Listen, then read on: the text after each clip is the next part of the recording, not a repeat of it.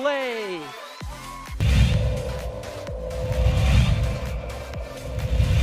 Next door or something. Not sure, but they came out here, and Ellison cracks an RBI out to left field. That's where you got to do it. 1 run, 2 run, and this game could very well be over. It's a play at the plate. It's sliding, and that will do it. The Rams walk off the La Cueva Bears. It's a 3-run batted in shot by Dean Ellison.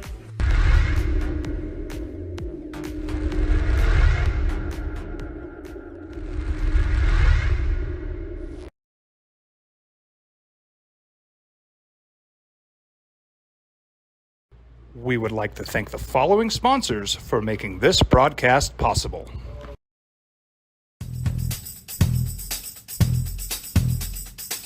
International Protective Services is a proud supporter of ProView Sports and New Mexico Youth Athletics. IPS provides residential and commercial security services in the Albuquerque metro area. For more info, please call 505-897-2420 or visit internationalprotectiveservice.com. Sometimes it's the small things that make life easier, like never worrying about being declined at an ATM when only cash will do. With You're Covered from US Eagle, we'll cover you, even if the money's not there. That's a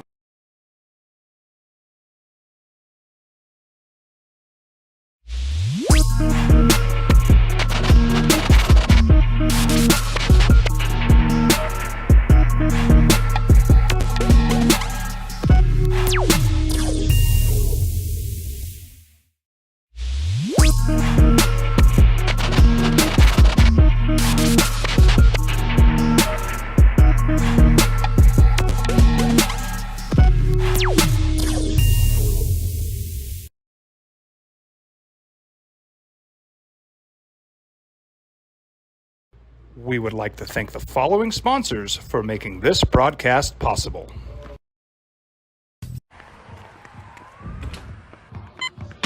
These are more than just the sounds of a safe place to go after school. These are the sounds of interest being ignited and of mentors making an impact. At Boys and Girls Clubs, we don't do just one thing. We do whatever it takes to meet the needs of every kid who comes through those doors.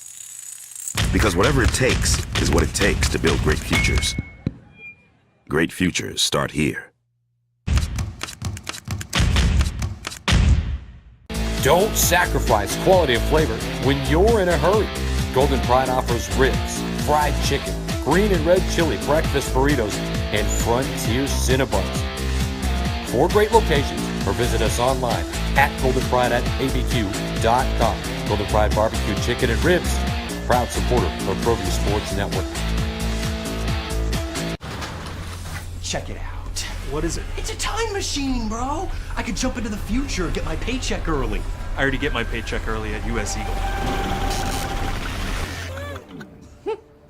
Get your paycheck up to 2 days early with US Eagle Early Payday. Now's a great time to have your checking with US Eagle. Time machine. Your girlfriend breaks up with you in 22 hours, 53 minutes.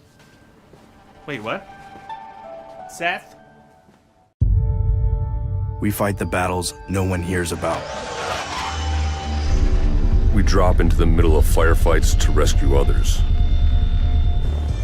And act as one-man air traffic control towers. We're the ones who go before all others.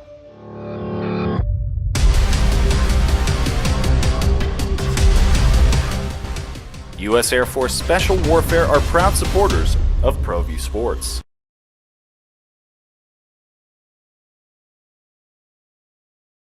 Drive. Voted the best sports show in New Mexico for 5 years running. It's the OD and the AM with Jeff Symbieta and JJ Bob. They made it personal. You know, it's different in sport when it's your team and you're going into a hostile environment and you got your guys and you're riding together. But it's one thing when you're a lone man, it's you and it's your caddy. And you're playing in a major championship. And those fans at Royal Liverpool, the Open, they did not want the Americans sniffing anywhere near their Open Championship. But Brian Harman was the story of the week, and the 36-year-old Georgia Bulldog overseas against the odds, not just of himself, but of the fans, winning a major championship. Brian Harman dusting the field. And what a weekend it was. What it do? Yes, the key card still works. The code to get into the building. They let me back in, everybody. What it do? JJ Buck, our quarterback, Ned James, former Louisville quarterback, DC, holding it down on a Monday morning here on The Sports Animal. Ned, and you've been there in the environments. You're going into hostile places, but it's usually you and your guys. It's you and everyone else. It's a little different when you're just this lone golfer trying to get your first major. The crowd is shouting right after you tee it off on Sunday of your final round. Hit it in the bunker. You got dudes on Saturday saying, you don't have the stones to win this tournament. And you go out there and get it done. That's got to feel good. Yeah, you got to be, being a 5'6", 5'7" American Yankee coming over to Europe and to win a major, it's got to feel special. I just think it was awesome. It was really telling because he's kind of an every man's man. Being short like that and then having the ability to hold on when everybody thinks you're going to fold. I just really thought it was special. It was a great moment, for the every man that plays golf on the weekends. He's got that, it just seems like he's just got that body that most guys have, when they're in their 30s and 40s and heading for midlife. It's just amazing that a guy can pull it off the way he did it. Like you said, he's a Georgia Bulldog. He's a Southern guy, and everybody's pulling for him as an American, and it was just great to see. A 6-stroke victory. It matches the second largest in Open Championship history by golfers representing the United States. So he's on a list with Tiger Woods, who won in St. Andrews back in 2000 by 8 strokes. Anytime you can get on a list with Tiger Woods, you have done something right. But that was fascinating to watch over the weekend because it just takes you, into the mind. We talk so much about the mental aspect of sport. But we're talking about a quarterback, an offensive line. Even if you're, the star point guard, you got guys to bounce off of. This is just you and your caddy having to walk into that atmosphere. And it was so much fun to watch just how it played out over the weekend. You were talking about it, the Yankee over there at Royal Liverpool, but to get it done and just to be where you need mentally to stay locked in. You know how hard it is to do it. Being the quarterback of a football team, let alone the only guy that you have on your side entire Sunday is that caddy that's walking right with you. Yeah, the sport of kings. The game of golf is unique that way. People really feel special, particularly in their own country, when someone comes over that's not a part of that country, and they're doing something that's exceptional and unusual in the sport. It always seems like the underdog is really tough. It's really tough for the underdog to win in these type of environments, and for Harman to win, for Brian to win that tournament and just kind of blow away the field just was incredible. And I thought it was good because every man kind of looks at themselves. I think Americans are really appreciative of guys who just come out of nowhere and just stick with it. And for his age, to be as old as he was, to kind of get his first one, I think it was really special. I think it was a great tournament for him to win, and it's something that we all like to see. Well, speaking of the everyman sport, this week on Friday, it's official, celebrating 15 years of the opening drive with Jeff Symbieta hosting this here radio show. I think it's like 12 for me as being part of this crew, but we are doing it up big. And on Friday, we are giving away free golf at Sandia Golf Club. So each hour, the next 3 days, you listen in, each hour, the next 3 days, we're going to be registering 3 people to win a chance to have a foursome of golf at Sandia on Friday. So you can take your PTO and come out and golf with the big dogs out there. Symbieta will be on the course, but we're going to be registering all of you all to win over the next few days. The drawing will be held Wednesday, so hopefully you have plenty of time.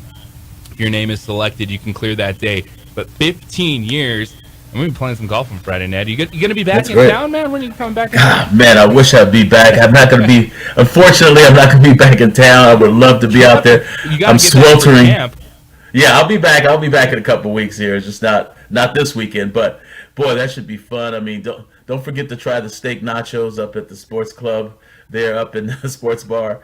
But yeah, that'll be a great time. Man, I miss these golf. I'm getting golf out here, but there needs to be a time where I can get together with all the guys there and hit around the golf. So you can hack it up with us on Hack It Up. That's right. 15 years of the opening drive. Just unbelievable what Jeff Symbieta has done. He is back on Wednesday, so don't you worry. You know, it's July, so you're sneaking in all those final days ahead of football season, getting them out of your way. And your last week was absolute blast. And I was off the week, but 2 days I went to Mountain West Media Days in Las Vegas, and I love talking with the coaches, the players that they bring, and just getting the stories from these guys. They come from so many different places, and a lot of it is unexpected of how they became a football player, of how they wound up where they were.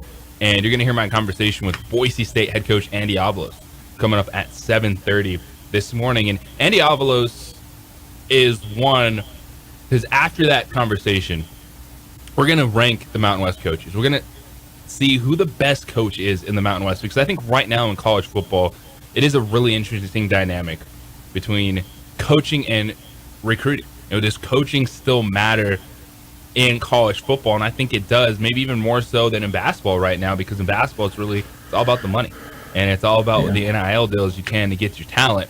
And in football, I still think that if you have a guy that can pull the diamonds out of the rough, the guy that can develop the players, a lot like Craig Bohl, and you can still be successful. So that's coming up at 7:30. But also over the weekend, the Enchantment. They got to the Sweet 16. Does it count? Everyone's saying the Lobos need to get to Sweet 16. When the Enchantment got there, they're playing in the finals of the basketball tournament. This has been a lot of fun, just the buzz. A lot of fans seem to be enjoying it, this summer tournament. And I think it was really a good moment for basketball fans in New Mexico, because you had Lobos balling, you had some Aggies balling, and everyone just enjoyed it. Now they went down, they lost to the Bleed Green team, which is a team composed of North Texas alumni. So they're done, but they looked a lot better this year in year 3 of the Enchantment. Brandon Basin, Ryan Berryman, how they're putting that team together, getting a lot of these former players to come back. And I know, Ned, you like the rivalry. You played for the Lobos. You've been on the field against the Aggies. You call them the little brothers to the South. That's fine. We can have the rivalry. We need that. But it was nice for a few days for just everyone to kind of be on the same page, enjoying some basketball and watching those guys ball out. Yeah, it's good. I mean, I think it's good for the state to see these guys play together. This is a basketball state. I mean, I love football, and I love the fact that I get to tease and jeer the New Mexico State Aggies down south. But at the same time, we need to have a healthy rivalry, and I think this lends for a healthy rivalry. I mean, those guys are still competitive in the locker room. The elder statesmen. And they're the guys that these young players should be looking up to, and are setting an example of the kind of conduct and behavior you want to have. It's unfortunate what happened last season, but it's one of those things you got to just kind of rebound from and take take a lesson from as well. We want to have a healthy rivalry. We want to battle each other. We want to be able to jeer and poke fun at each other.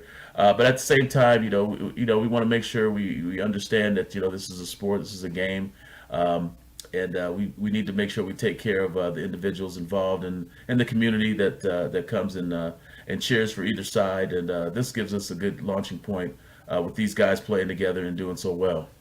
505-246-0610. That is 377 Brewery Hotline this morning. Also, the Sports Animal text line. You can email the show, jj@sportsanimalabq.com. Of course, you can find me on the Twitter _JJBuck.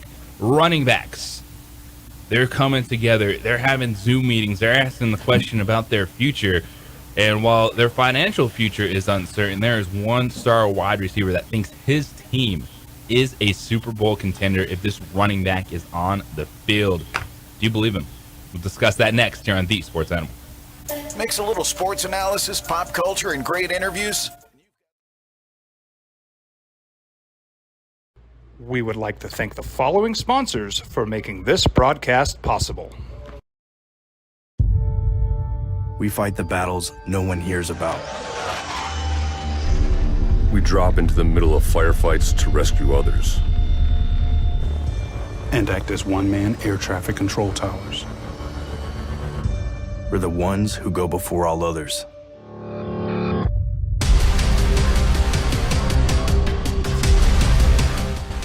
U.S. Air Force Special Warfare are proud supporters of ProView Sports. These are more than just the sounds of a safe place to go after school. These are the sounds of interest being ignited and of mentors making an impact. At Boys and Girls Clubs, we don't do just one thing. We do whatever it takes to meet the needs of every kid who comes through those doors. Because whatever it takes is what it takes to build great futures. Great futures start here.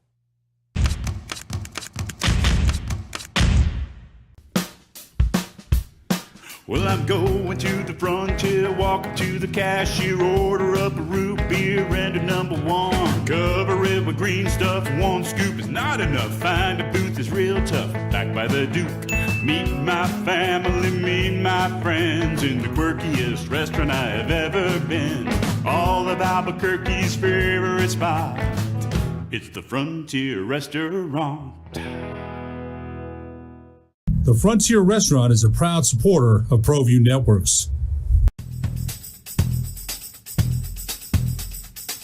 International Protective Services is a proud supporter of ProView Sports and New Mexico Youth Athletics.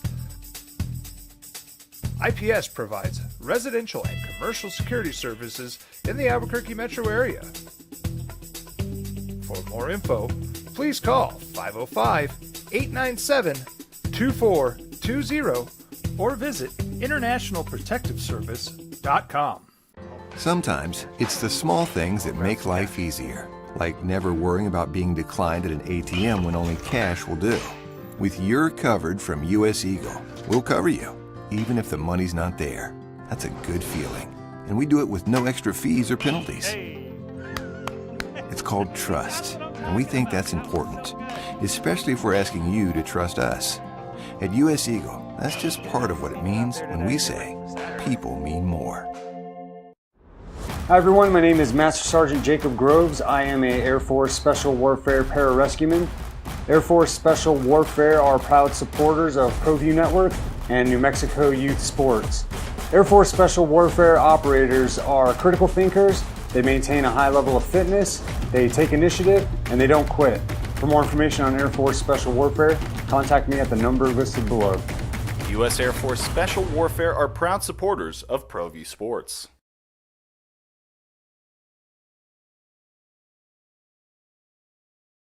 We would like to thank the following sponsors for making this broadcast possible. Hi everyone, my name is Master Sergeant Jacob Groves. I am a Air Force Special Warfare pararescueman.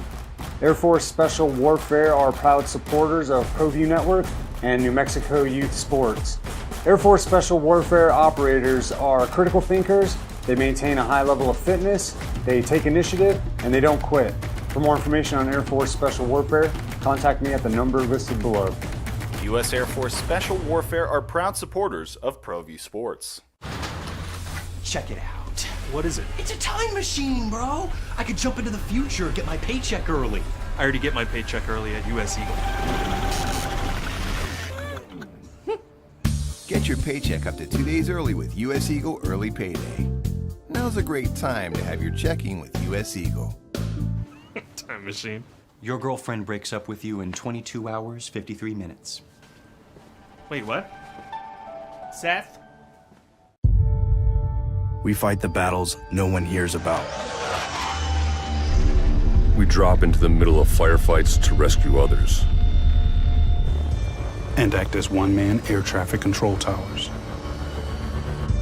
We're the ones who go before all others.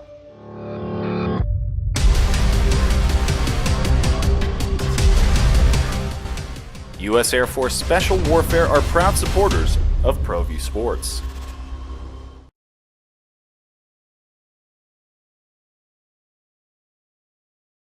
The Sports Fanimal. Don't hate the player, hate the game.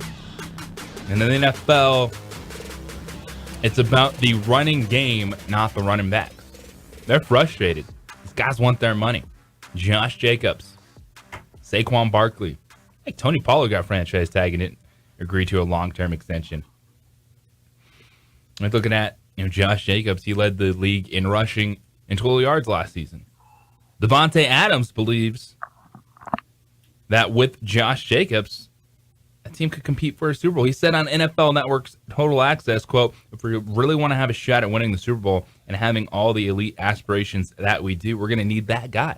And he's talking about Josh Jacobs. Well, unfortunately, franchise tag between 10 and 11 million for these guys, and they don't want to sign one-year deals. They want some guaranteed money at a higher mark for 2 to 3 years at least, and that is not happening in the NFL. So what can they do? Well, you can have your conversations. You can have your get-togethers, kumbaya. You can share your stories of, oh, man, what was us? But it ain't changing.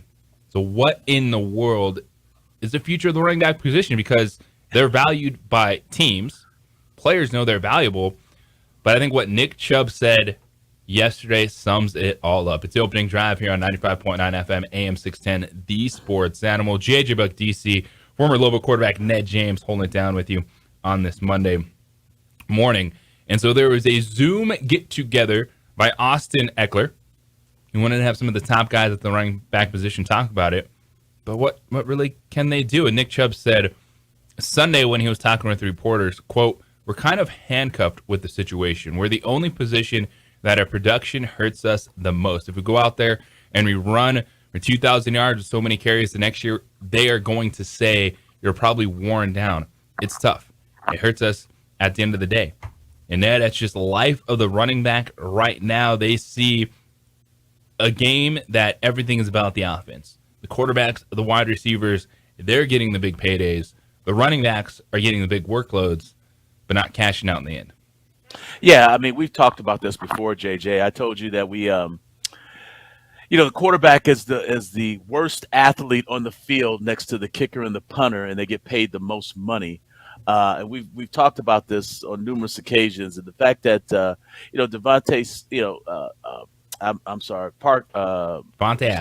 Adams for the Raiders, all those Devontaes,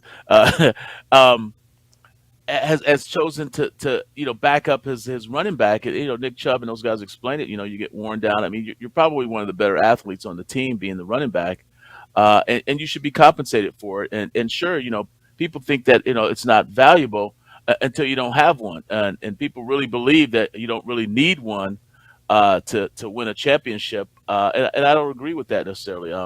I think, what the players are doing now, I mean, forming a union, that's good. Young people, it's always these old guys who say, hey, this is the way it's supposed to be. We were changing the analytics. This is this. But they just don't want to pay those guys. I mean, when you don't have one, then let's see what happens. Let's see what Josh McDaniels can do without Josh Jacobs. It's unfortunate because, you do have some leverage. And Josh McDaniels is a case study in why, you need to sometimes sit out. He really ran the running back, Josh Jacobs, really hard last season. And I think it was unfair what he did to him in that he made him play in the preseason. LaDainian Tomlinson never played a preseason game. Would barely suit up for preseason games. Josh McDaniels made it a point to rush and make him run extremely hard in 3 preseason games last season, which was unheard of. And Josh Jacobs did what a good employee would do. He followed management. He said, okay, I trust management. I'm going to do what management asked me to do. And you expect to be compensated at the end of that. No other running backs are running in the preseason, but Josh Jacobs did. And as a result, what does he get? He gets tagged, and there's no contract offer for him. So, I just think it's one of those things where, from the business standpoint, you have to understand that these running backs have to take care of their long-term interests, and maybe sit out all the preseason games. Maybe buck up against coaching. Maybe buck up against management if you're a top-tier running back. When you play ball, and then you get labeled as a selfish guy because you won't take $10 million and that sort of stuff. It's just a part of the business. And I think it's good that these guys are forming a union and trying to take care of each other as a group. And that's what people should do when they feel like they're being somehow taken advantage of. And I think in this case, the running back position is, and you can call in. People can call in and say, hey, you know what you're talking about. The running backs are not that important. Yeah, okay. I always talk about the Game of Thrones. And I always speak to winter is coming when in the Game of Thrones, when they get ready to go to war, you'd have to prepare and get yourself suited up and booted up for wintertime. And I say that in the NFL. When winter comes, you better pack a running game late in the season. But I think that's, to your point, that's where I've come. It's about the game and not the running back. And I think more and more these NFL teams feel that they can cobble together, 400 or 500 carries with multiple running backs, as opposed to investing in just one player. And we've seen, unfortunately, Saquon Barkley had the injury. Christian McCaffrey's injured. When those guys are on the field, they're absolutely worth $16, $18 million a year. There's no question about it. But it's the value in it. In DC, out of nowhere this morning, you're like, hey, did you hear about Melvin Gordon? I'm like, what, did he fumble again? What's going on with Melvin Gordon? And he's another veteran running back that found a team, picked up by the Baltimore Ravens. And this is the battle that the running back position is having, because there's a lot of guys out there like a Melvin Gordon. He's just trying to get his final checks, so he's not worried about what the highest is going to be, even though he has said running back is the worst position to be in because you don't get paid your value in the NFL. But you're finding all these guys, and you look at the top running backs last year. Did the Raiders make the playoffs? They did not. Who won the Super Bowl? It was a team that was starting a 7th-round pick and Isaiah Pacheco at the running back position. So that's the battles. Those handful of guys, they have to have this conversation because it's a trickle-down effect. And if the best in the game can get higher deals, that means the franchise tag is going to tick up and the contracts for everyone else should go up. But that is going to be a long battle, and it is hard. But I think we're seeing more and more these guys willing to take the chance. I think what you said, Ned, is probably the right thing for some of these guys is, man, it would be hard to give up an entire season of money. But you sit out that training camp and say, all right, you want me? Well, I'm going to be as fresh as possible. I'll show up about a week before the season and be ready to go. There you go. And that's the leverage play you have to make. And coaches don't want that. And so, you have to fairly compensate. And if management thinks that, hey, we're not going to fairly compensate them, we'll take our chances that way, so be it. And that's what you have here with the situation with Josh Jacobs and Saquon Barkley. But at the end of the day, it's one of those things where, people got on Ezekiel Elliott for holding out. This is what you have to do. Ezekiel Elliott, maybe those guys should have went to Cabo in the middle of the season or at the end of their third year or what have you, and decided not to just show up. It's all a leverage play. I think running backs are deserving. I think teams forget sometimes that the running back position is important, and you're sure the Kansas City Chiefs won the Super Bowl last year with a 7th round draft pick running back, and a lot of people are saying, hey, guys who are winning Super Bowls aren't having these big time running backs. But let's see, just let's keep playing this game where your back doesn't have to be that good, and you pick them up, try to get one out of free agency that's not as it's got a little bit wear and tear on him, but was a premier running back that didn't get paid. You love him on your fantasy football team, but when your real life team has one, you're like, yeah, maybe he doesn't deserve that much money. What do you think about the running back position? To me, the running game matters, but not so much the player right now in the NFL. 505-246-0610, 377 Brewery Hotline, the Sports Animal text line. Coming up next, Boise State, they went 8-0 in Mountain West play last year. They're still the darlings of the conference. Feels like they were always picked first, but they lost the Mountain West title game to Fresno State. Heading into his 3rd season, the alumni, Andy Avalos. How's he feeling? But also, how does he feel about being one of the players that set that expectation? He was a 4-year defensive starter in the early 2000s for Boise State when they were winning those big-time games that set the big-time expectations for the Broncos. Conversation with Andy Avalos coming up next here on The Sports Animal. Clark's Pet Emporium reminds you just 10 minutes in a park. We would like to thank the following sponsors for making this broadcast possible. As a mom, I try to make the best choices for my family and our health. That's why I choose Western Sky Community Care. It's a Medicaid plan with quality health coverage and special benefits like Boys and Girls Club membership credit, additional dental benefits, and wellness and support programs. I decide which Medicaid plan is right for us. I choose Western Sky Community Care. Learn more about Western Sky Community Care by visiting discoverwesternsky.com today. Don't sacrifice quality and flavor when you're in a hurry. Golden Pride offers ribs, fried chicken, green and red chili breakfast burritos, and Frontier Cinnabons. 4 great locations, or visit us online at goldenpride@abq.com. Golden Pride Barbecue Chicken and Ribs, proud supporter of ProView Sports Network.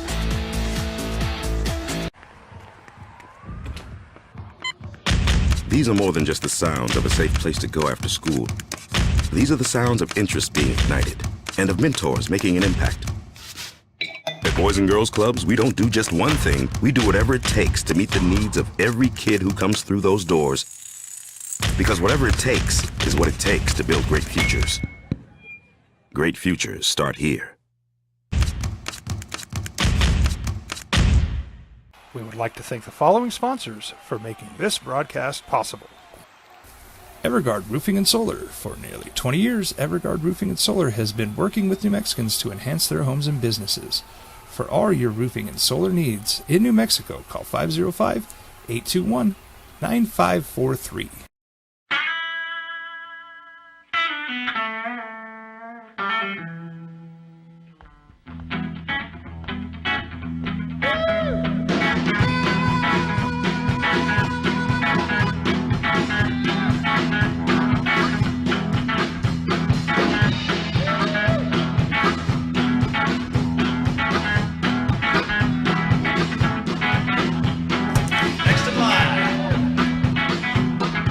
Rudy's is a proud supporter of ProView Networks. Check it out. What is it? It's a time machine, bro. I could jump into the future, get my paycheck early. I already get my paycheck early at US Eagle. Get your paycheck up to 2 days early with US Eagle Early Payday. Now's a great time to have your checking with US Eagle. Time machine. Your girlfriend breaks up with you in 22 hours, 53 minutes. Wait, what? Seth? Hi everyone, my name is Master Sergeant Jacob Groves. I am a Air Force Special Warfare Pararescueman. Air Force Special Warfare are proud supporters of ProView Network and New Mexico Youth Sports. Air Force Special Warfare operators are critical thinkers. They maintain a high level of fitness, they take initiative, and they don't quit. For more information on Air Force Special Warfare, contact me at the number listed below. U.S. Air Force Special Warfare are proud supporters of ProView Sports. International Protective Services is a proud supporter of ProView Sports and New Mexico Youth Athletics. IPS provides residential and commercial security services in the Albuquerque metro area. For more info, please call 505-897-2420 or visit internationalprotectiveservice.com. We fight the battles no one hears about. We drop into the middle of firefights to rescue others. And act as one-man air traffic control towers. We're the ones who go before all others.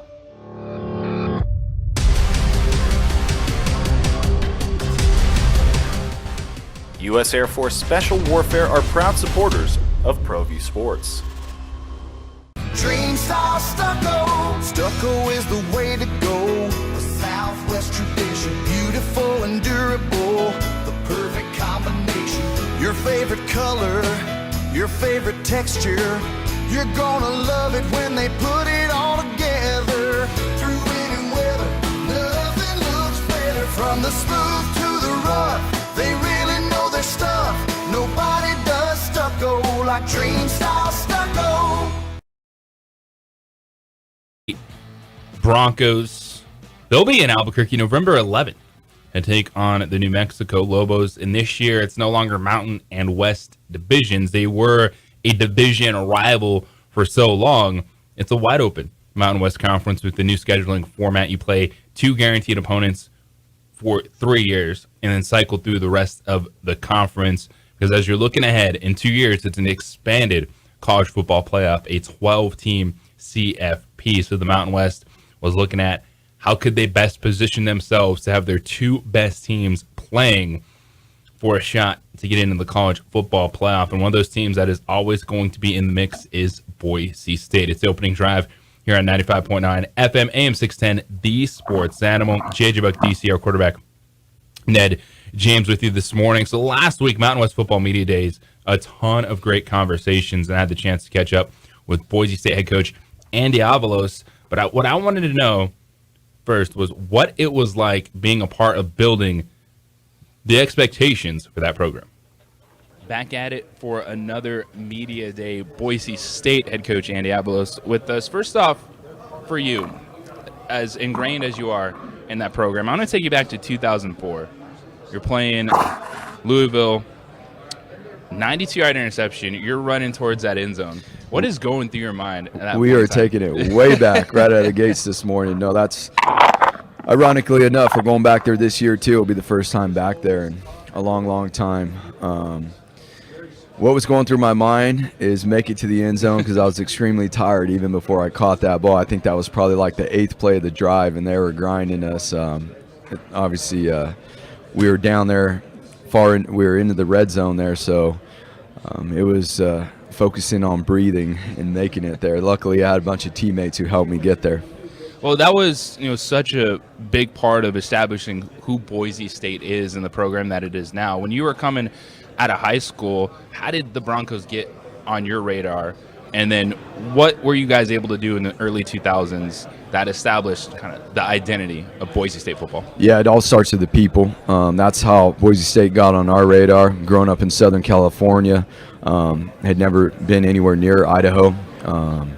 And so the coaches that recruited me and my family, and once I got the opportunity to go up to Boise and get around the players, it was a fit. The mentality, what they're all about, what they wanted to build and how they were going to go about it. Again, coaches, players.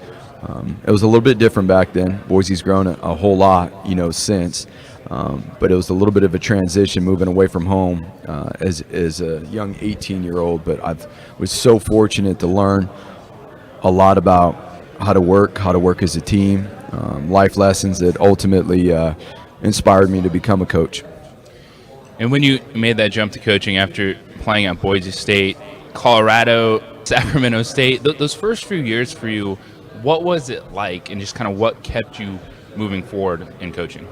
Yeah, I just saw every opportunity as a chance to grow. And quite honestly, all I ever wanted to do was be able to coach at Boise State.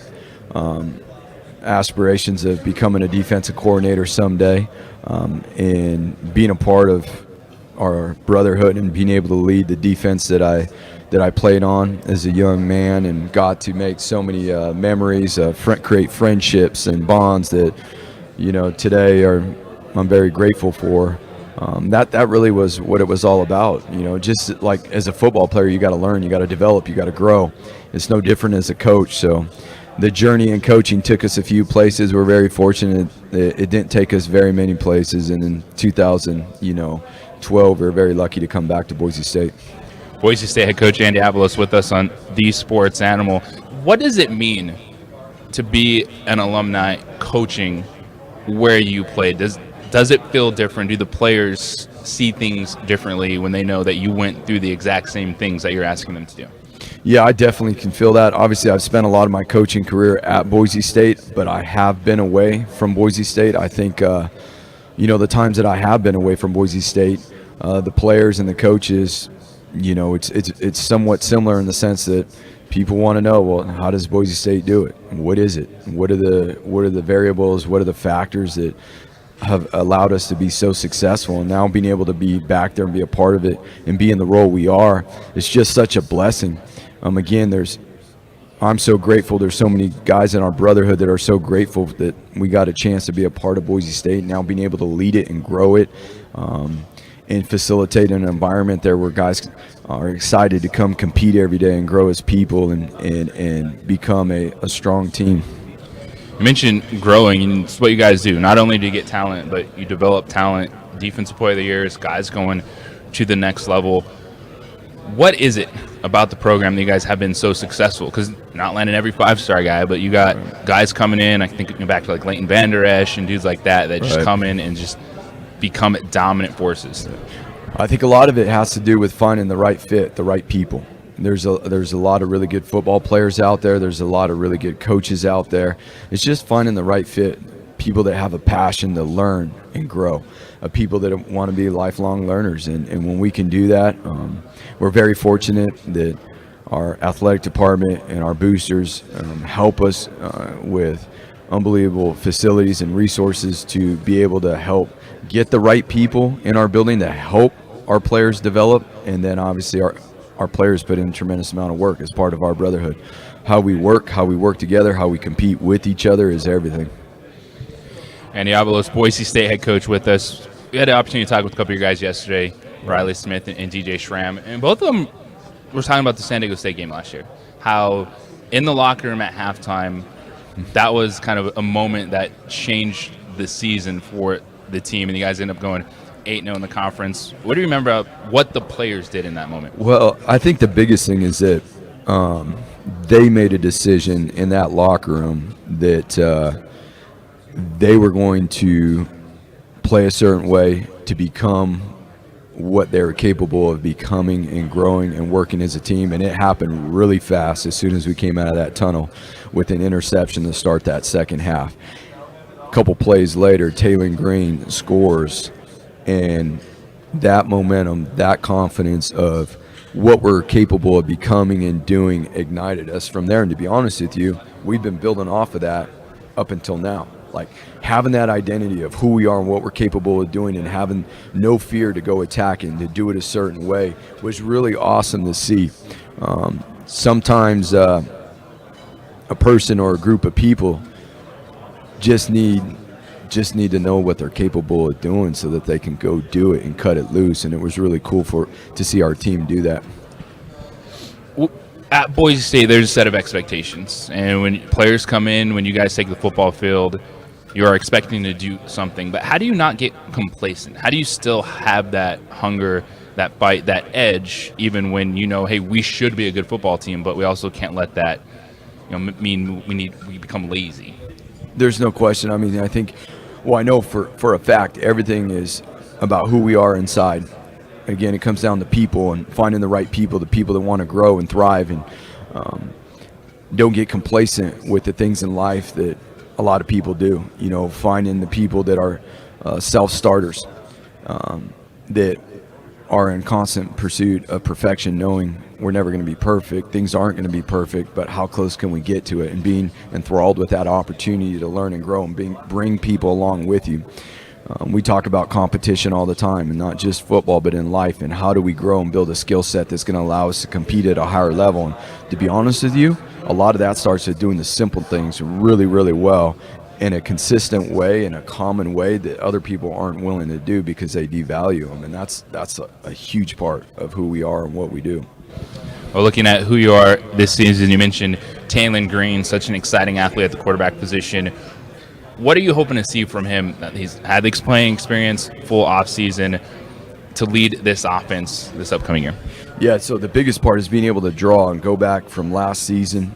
We did it in the spring. We made growth. We come out of the spring. This summer, we've made a huge jump with his leadership, okay, because it always starts, that inner confidence to lead yourself first, to understand, nope, I got this. I know my responsibilities. I know how I can do it. I know who I am, and to help him build that and to be there. I mean, that's why we coach. That's what we do. Yeah, X's and O's are fun and what we see on the field and the final product, but to help young men grow and earn the right opportunity to have that real confidence is everything. And he has done a great job of that this summer. Now we step into the real stage, which is fall camp. And when we put the pads on and to bring it all together, we're excited where we're at right now. His development mentally, physically, through the pass game, the steps he's made, the collaboration between he and Coach Hamden, our offense coordinator and quarterbacks coach, is awesome. Finding the right fit for TG and the right fit for our offense was a big to-do this offseason, and we couldn't be more ecstatic that we were able to get Bush back to Boise State. Lastly, head coach Andy Avalos, Boise State with us. No more divisions in the Mountain West. It's kind of wide open. What do you think about that moving forward, and just kind of where the conference is when it comes to football and what it's been able to do over the last few years? I think it's a very, very good move for the conference. You know, it provides opportunity no matter, you know, in the old scheme, what side the two best teams are going to play, regardless if they both would have been from one side of the former divisions. It positions the Mountain West to be able to have teams that are vying for those elite bowl game spots and in the future opportunities to get into the postseason play. Andy, appreciate you. Thank you so much. Thank you, guys. Go Broncos. Well, the Boise State Broncos will be in Albuquerque November 11th to take on the Lobos. They are the preseason favorites in the Mountain West Conference. Once again, really appreciate the time Andy Avalos gave us at Mountain West Football Media Days last week. And Andy, he was the hardest coach for me to rank in the Mountain West Conference. We're going to talk about that coming up on the other side. But if you're interested in playing some golf with us on Friday, right now, 505-246-0610. We're going to register you for a chance to win a foursome at Sandia Golf Club on Friday. So the drawing will be held Wednesday. If you call in right now, 505-246-0610, you're going to get your name in there. We'll draw it on Wednesday. We'll let you know who wins those foursomes for the 15-year anniversary of the opening drive taking place on Friday.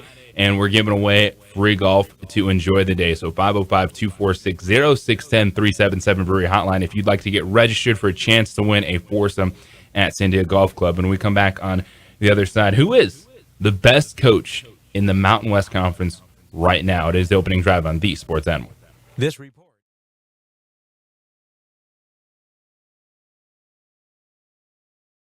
We would like to thank the following sponsors for making this broadcast possible.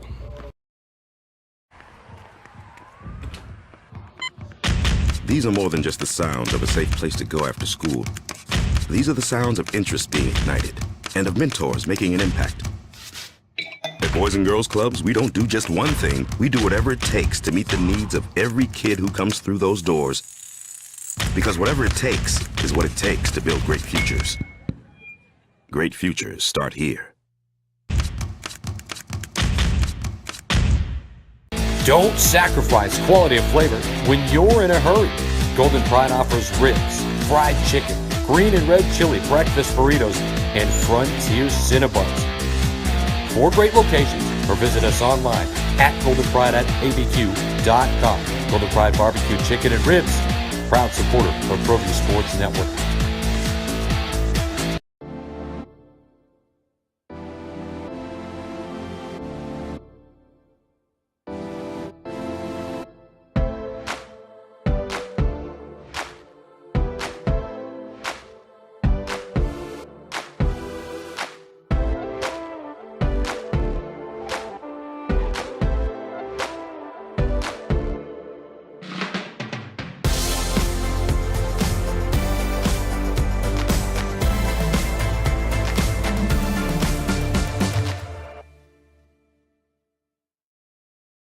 We would like to thank the following sponsors for making this broadcast possible. For your business or your home, Valley Fence stands alone. We're #1 in New Mexico for a reason. It's the best fence you can own. Proudly serving New Mexico for over 50 years. At Valley Fence, the difference is clear. No fence too big, too small, or difficult. We handle them all. Check it out. What is it? It's a time machine, bro. I could jump into the future, get my paycheck early. I already get my paycheck early at US Eagle. Get your paycheck up to 2 days early with US Eagle Early Payday. Now's a great time to have your checking with US Eagle. Time machine. Your girlfriend breaks up with you in 22 hours, 53 minutes. Wait, what? Seth?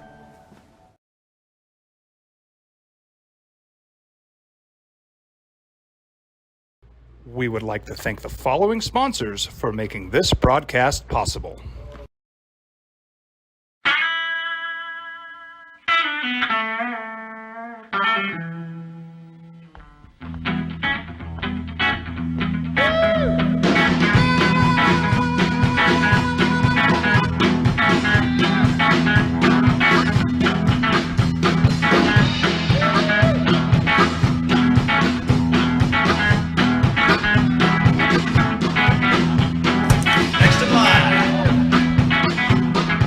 Rudy's is a proud supporter of ProView Networks. We fight the battles no one hears about. We drop into the middle of firefights to rescue others. And act as one-man air traffic control towers. We're the ones who go before all others.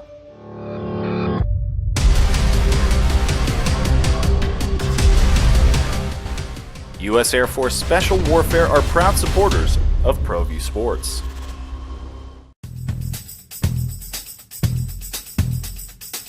International Protective Services is a proud supporter of ProView Sports and New Mexico Youth Athletics. IPS provides residential and commercial security services in the Albuquerque metro area. For more info, please call 505-897-2420 or visit internationalprotectiveservice.com.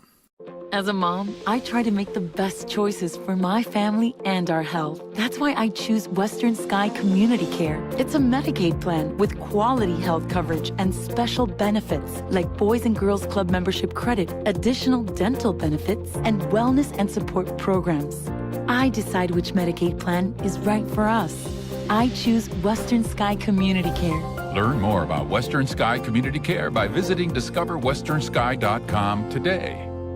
Sometimes it's the small things that make life easier, like never worrying about being declined at an ATM when only cash will do. With You're Covered from US Eagle, we'll cover you. I think there's a little bit of both in that answer. In college football, especially in the Mountain West, the coaching still is king because the NIL deals not as prevalent in terms of being able to buy a whole football team. Basketball might be the recruiting in the NIL deals. But who are the best coaches in the Mountain West Conference? I know coming out of Vegas, Jeff always talks about how he fall in love with all these guys, the coaches, the players. They're all really good dudes. Didn't run across anyone last week where I was like, man, don't like that guy. And Andy Avalos heading into year 3, he opened up a little bit. He was a little stiff the first couple seasons, and he was Boise State guy, Andy Avalos. Nice, laid back, decent conversation. So who are the best guys in the Mountain West Conference when it comes to being a head coach? JJ Buck, DC, our quarterback, and Ned James with you. And so I ran down my list, and I'm going to give you my list of head coaches in the Mountain West, and then I want to hear what our coach, Ned James, has to say about it. The Mountain West head coach rankings going into next season. My number one head coach in the Mountain West Conference is Troy Calhoun at Air Force. I think what he is able to do at the Air Force Academy, he has a 0.608 winning percentage. So he's winning 60% of his games. He's 7-5 in bowl games. He's been there since 2007. The dude churns out good teams and players at the Air Force Academy. And you're going to hear from Troy Calhoun tomorrow. And I was joking with him about the transfer portal and NIL, and I'm like, you don't have to deal with these problems. And he's like, hold up. I would like to deal with some of these problems because he loses players and he doesn't get to have players come in via the transfer portal. So I have Troy Calhoun as the best coach in the Mountain West Conference. Number 2, I went with Jeff Tedford. Is Jeff Tedford in 4 years at Fresno State? Of course, he had that split there where he took a couple years off due to health issues. He's winning 66% of his games. They won the Mountain West Conference last year. They went into Boise State, won the Mountain West title games. I think Jeff Tedford at Fresno State has done some really great things. Number 3 for me is Craig Bohl. Now, Craig Bohl is under 50% at Wyoming. There's 3-2 in bowl games. And when you look at the team that Craig Bohl churns out, the players that he gets getting guys to the NFL, I think he's doing a fantastic job with the Wyoming Cowboys. Number 4 for me was Brady Hoke, 36-34 at San Diego State.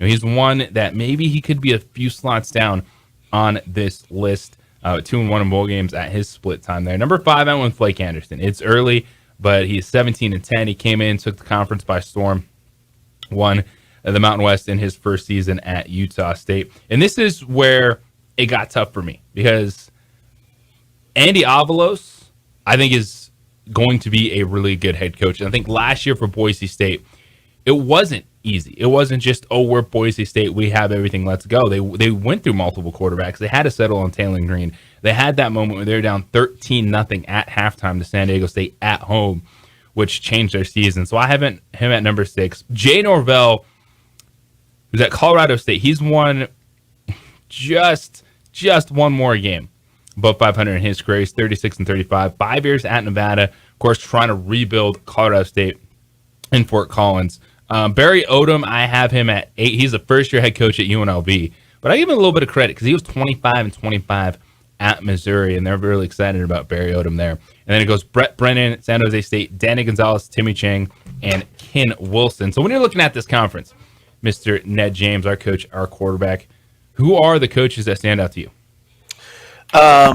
That's a great list. That's a great list you have. I got it a little bit different than yours. It's I see where you're coming from with your rankings, but I would flip flop 1 and 2. I would put in my rankings. Let me just go through my rankings. I would put Tedford 1. I'd put Craig Bowl 2. Calhoun would be 3. I'd put Hoke as 4. I would put Brennan as 5. I would probably put I might move Norvell up at 6. Then I would put, then you could, flip-flop Avalos and Anderson, in my opinion. And then let's see, who else do we have? Who am I missing? And then you got Barry Odom, the first-year guy, Danny, Timmy Chang at Hawaii, Ken Wilson at Nevada. Yeah, and those 4 you can put them any way you want them at the end there. But I would just the top guys, those top 8 guys, I would have Tedford 1, Bowl 2, Calhoun 3. I would have Brennan 4. I think Brent Brennan. Yeah, Brent Brennan. He's an underrated coach, I think. He took advantage of a tough year in 2020. He won the Mountain West Conference. We're going to talk more about coaches in the Mountain West Conference because I think this year we're going to see stability. I don't know, everyone loves talking about hot seats. I'm not sure we're going to see as much fire as fans think when it comes to coaching in the Mountain West Conference. We come back on the other side. Hard Knocks has already got some great film for the Jets. They haven't even put their pads on. These guys want to fight. What's going on at Jets camp? It is the opening drive here on The Sports Animal.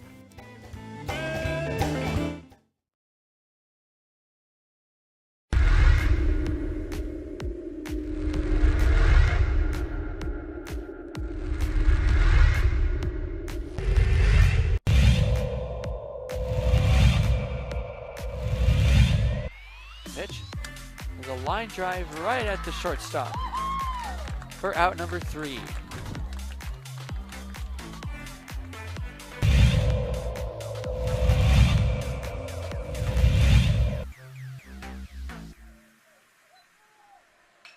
Apodaca ripped to left field. That will bounce in, so it's going to be extra bases as they'll have to chase that one at the wall in the warning track. Flipped up, there's no play at home. So it's an RBI double for Andrew Apodaca.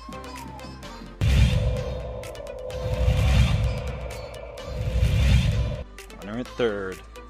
High leverage spot. Can Chavez keep the tie? No, that's going to be cracked into left field. It's a base hit as Love puts the Sandia Matadors ahead for the first time today.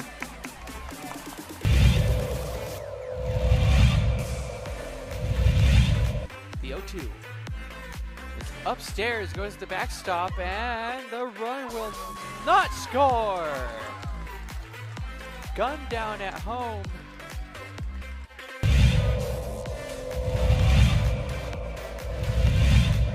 Chavez rocks and fires. Ahmed, that's going to be an RBI for Ahmed. Is that one right through the gap in right center? Petrie will scoop that one, and it's looking like a triple as Ahmed plugs into third base, and what a way to score that run for the Matadors.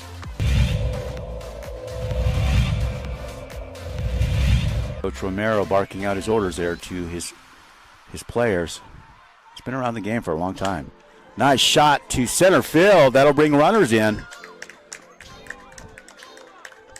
Just like that, La Cueva will bring 3 runners in to go up 3-0.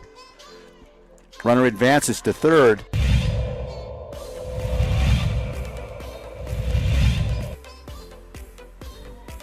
Shot to center. That looks good. That's gone. Man, outstanding center shot there. As La Cueva will score.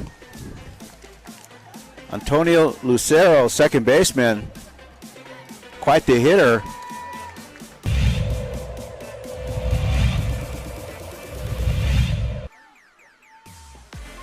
Shot to third, and good catch. And she gets the out. Outstanding play by Trinity Bazan. Nice bright spot.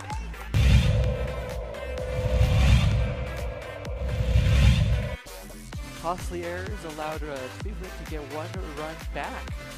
That one sent on the ground to the left side. Throw to first in time. Throw home. Got her. Whoa, what a play.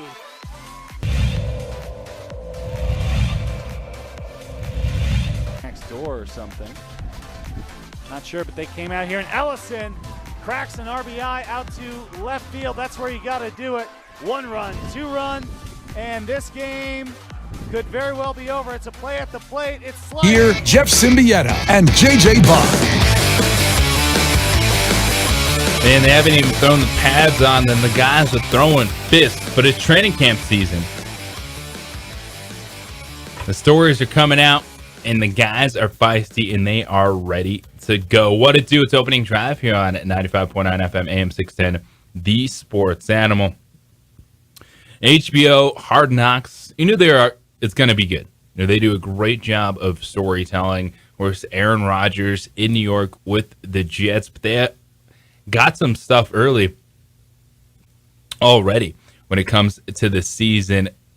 Fights breaking out. They haven't even thrown the pads on yet, and multiple fights broke out over the weekend. And you usually, I don't know, do you think, DC, like you'd wait till, I don't know, maybe the end of training camp when you're frustrated and you're tired of hitting these guys to start throwing some fists? But they're getting out of the way early in New York. They are, and I love it, to be honest. If you're fired up on day one, you're ready to play, and that's a squad that has something to play for. So I love it. Game-changing expectations with Aaron Rodgers in town with the Jets. And Ed, you've been a part of plenty of training camps, whether it's from college football to the NFL. Does this surprise you that on the first weekend, the first couple days of camp, they're not even putting the pads on yet? Those guys are throwing fists. Yeah, it surprises me a little bit. It has to do a little bit with the discipline of the players and the head coach and just the veterans. The veterans have to kind of get that stuff under wraps because you don't want guys fighting and some guy breaking a hand or some guy getting hurt because there's feelings that are being hurt this early on. I mean, when the pads come on, it gets hot. Yeah, you're gonna have some scuffles and. Guys are tired and guys are bumping into each other. I get that. But this early on, it's a little bit of discipline, in my opinion. The veterans have to get a hold of that and make sure these guys understand, look, we're here for business and, we don't need to do that. But I think it's great. The Jets are on Hard Knocks. I think it's just wonderful. I just think it's ironic that they're putting all these limitations on the Hard Knocks people. It's Hollywood. New York is no different than Los Angeles in that regard. That really, you're going to not have cameras in there. I mean, they're going to eventually get what they need, I'm sure. But it'll be interesting to see how Hard Knocks follows this team and the expectations that they have for New York this season with Aaron Rodgers being there and the old man trying to kind of win a division. He's got to try to win a division. It's going to be a tough division to win. Yeah, the defensive ends going at it with the offensive lineman. One of the defensive ends, Michael Clemens, The reporter saw him throw a punch at tight end Jeremy Rucker. And I think that's kind of the line you're talking about. DC's talking about the fire, guys ready to go, but also it is the one thing of, all right, still got helmets on. You're throwing punches, got some hands, don't be breaking hands early in training camp. You don't want the helmets to come off, you're breaking any jaws. So it's that line, and you got to set that tone. And for the New York Jets, it's going to be Aaron Rodgers that sets that tone. And who is he going to be for this team this season? He gave a little hint that he's locked back in. And I think that is something that we all saw coming out of this trade. Is, yeah, he was out in his cave in the darkness contemplating retirement. But when he came out of that cave, he got a bit of a wake-up call. He was not in charge. The Packers were like, all right, guess what, Aaron? We're not beholden to you anymore. We're done. You're on the trading block. We're taking calls. And it shook him a little bit. But once the trade went down, when you started to hear Aaron Rodgers talk, and you realized that you're going to get a really good final push from Aaron Rodgers. And an interview over the weekend on ESPN Radio in New York, Aaron Rodgers said, quote, "I'm not a big cliche guy. Most people would say I'm taking this one day at a time or 1 year at a time, but the Jets gave up a lot for me. So to just play 1 year would be, I think, a disservice. But if that 1 year turns out to be magical, who knows?" And that right there, shows me that he's ready to go. Maybe he was just kind of started to go through the motions in Green Bay in the offseason and just like, I'm going to just go do my thing, get out of Wisconsin, and then I'll come back and be ready to go. But he got a bit of a wake-up call that, he wasn't the almighty guy anymore in Green Bay. They shipped him off to the Jets, and here we go. It's just an old man ploy, business ploy. The whole, maybe I'll give him another year. He's an old guy. He's making $50 million. Give me a break. He's the, worst athlete on the team next to the kickers and the punters, and you're making the most money. And maybe I'll grace them with my presence for another year, after this. Give me a break. I mean, hey, I love, it's no longer these guys saying, hey, I'm just happy to have a job, lucky to be here, thankful for the opportunity. It's no more of that. It's more of about, hey, I'll decide, when you're the quarterback and you're making that kind of cheddar, you can make those kind of comments. Absolutely. But you got to win a division, my brother, and you got a tough division that you're going to have to win. I mean, Miami, boy, with Vic Fangio down there. I'm not big on McDaniels as the OC, young, smart guy. That's good. But they figure you out after that first year. You got a good running start that first year. In this league, they'll figure you out that second year. So McDaniel on offense, okay, he's got all those weapons, but the boys are going to know what you like to do the second year. Now, as far as Vic Fangio goes on the defensive side of the ball, that's where you win games. To me, you win games on defense and you win championships on special teams. But I think Miami's going to be a tough out with that defense this year. You got Buffalo, who's got, the guy's got a Hall of Fame jacket. He hasn't even won a conference championship yet in Josh Allen. They think he's the second coming, but he hasn't really gotten to the promised land. But they got a good team up there in Buffalo. And then you got the New England Cheaters. You got Bill Belichick, arguably the greatest coach in the history of pro football. And they're coming. You could say what you want about New England, but they're going to be coming. So New York's got they got a test coming for them, and so we're going to see what's going to happen once they kick it off for real in September.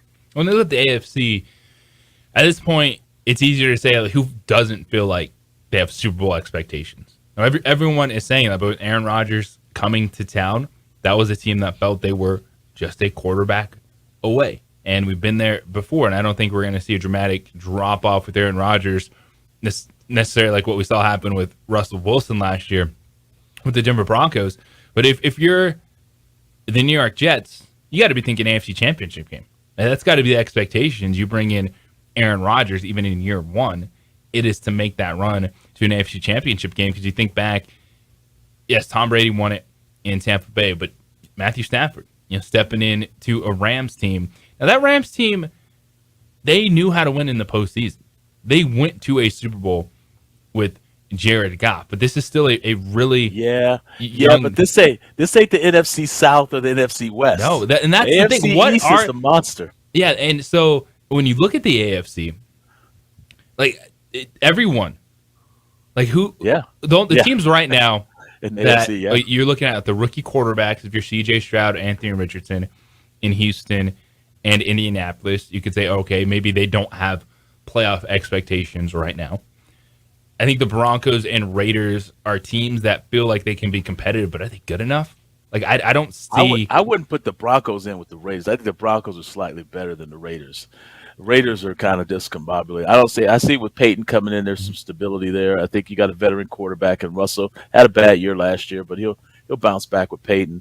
But so I don't see. But you're right. Like that whole AFC, other than those bottom feeders down there, the rest of that AFC, there ain't no easy outs at all in the AFC. And so when you look at what do you think is going to be the difference in the AFC this year? Is it going to be the coaching? The Broncos hope that gets them competitive this season. You mentioned, Vic Fangio, and he was set.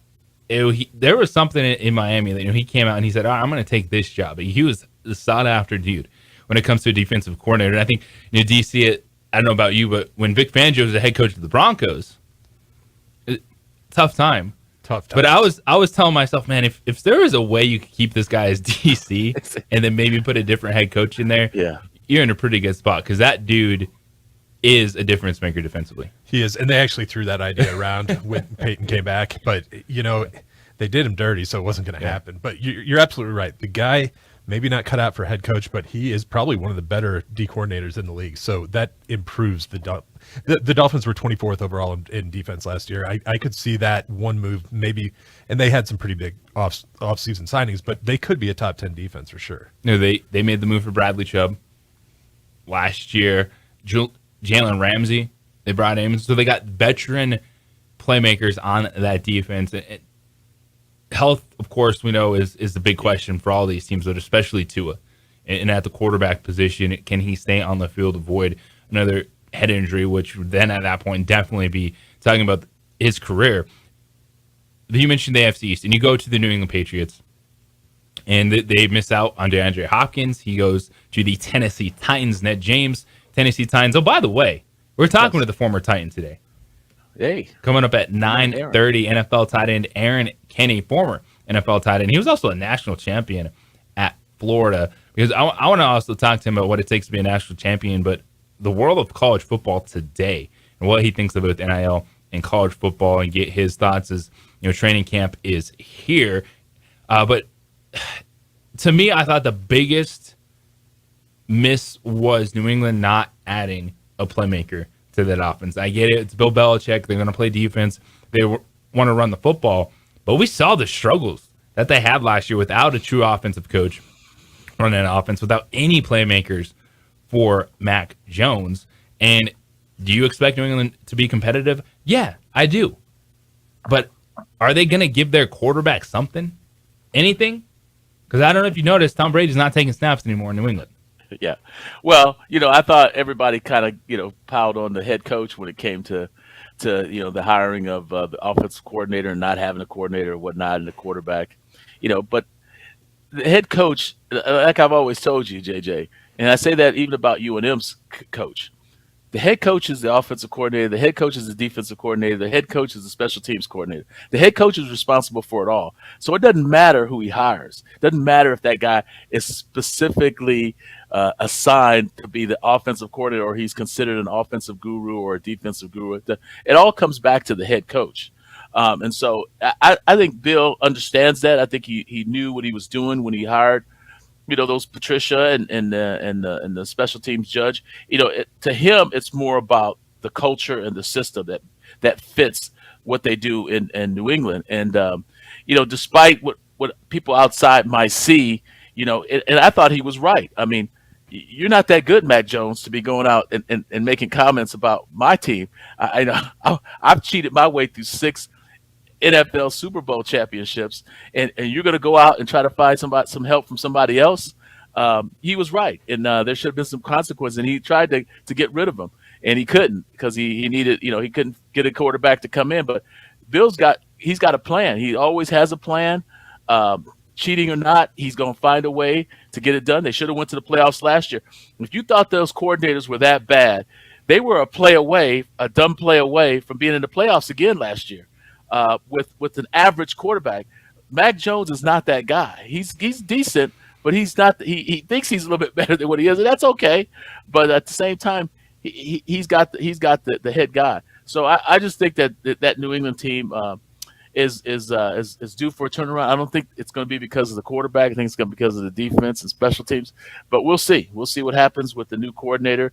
If Mac Jones rises to Hall of Fame stature because he's got an offensive coordinator now, he doesn't have those other guys. But I don't think that was really. So you're telling me, Mr. Ned James, our quarterback, you would have liked to be coached by a special teams guy. You want a special teams coordinator sitting there calling plays in your headset while you're trying to play quarterback.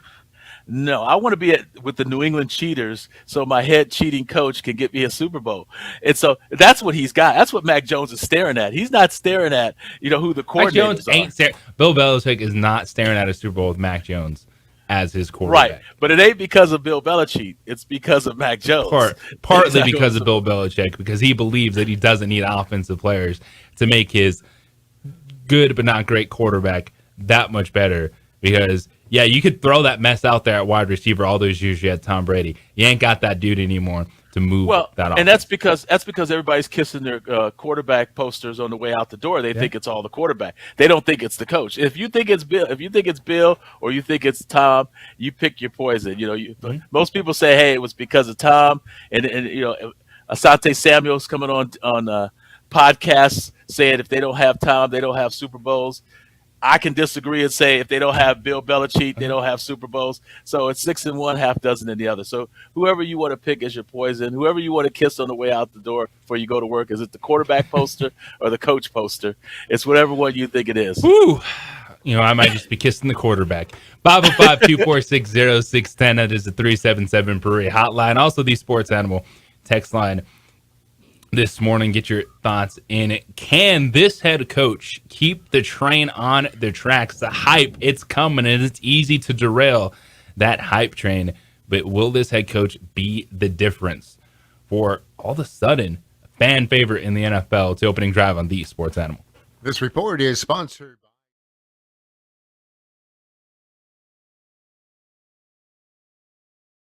We would like to thank the following sponsors for making this broadcast possible.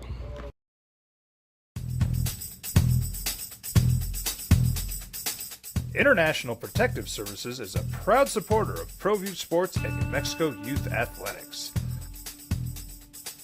IPS provides residential and commercial security services in the Albuquerque metro area. For more info, please call 505-897-2420 or visit internationalprotectiveservice.com. Sometimes it's the small things that make life easier, like never worrying about being declined at an ATM when only cash will do. With You're Covered from US Eagle, we'll cover you, even if the money's not there. That's a good feeling. And we do it with no extra fees or penalties. It's called trust, and we think that's important, especially if we're asking you to trust us. At US Eagle, that's just part of what it means when we say people mean more. These are more than just the sounds of a safe place to go after school. These are the sounds of interest being ignited and of mentors making an impact. At Boys and Girls Clubs, we don't do just one thing. We do whatever it takes to meet the needs of every kid who comes through those doors. Because whatever it takes is what it takes to build great futures. Great futures start here. Don't sacrifice quality and flavor when you're in a hurry. Golden Pride offers ribs, fried chicken, green and red chili breakfast burritos, and Frontier Cinnabons.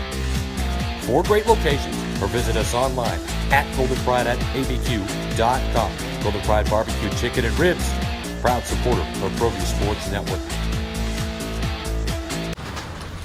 Check it out. What is it? It's a time machine, bro. I could jump into the future and get my paycheck early. I already get my paycheck early at US Eagle. Get your paycheck up to 2 days early with US Eagle Early Payday. Now's a great time to have your checking with US Eagle. Time machine.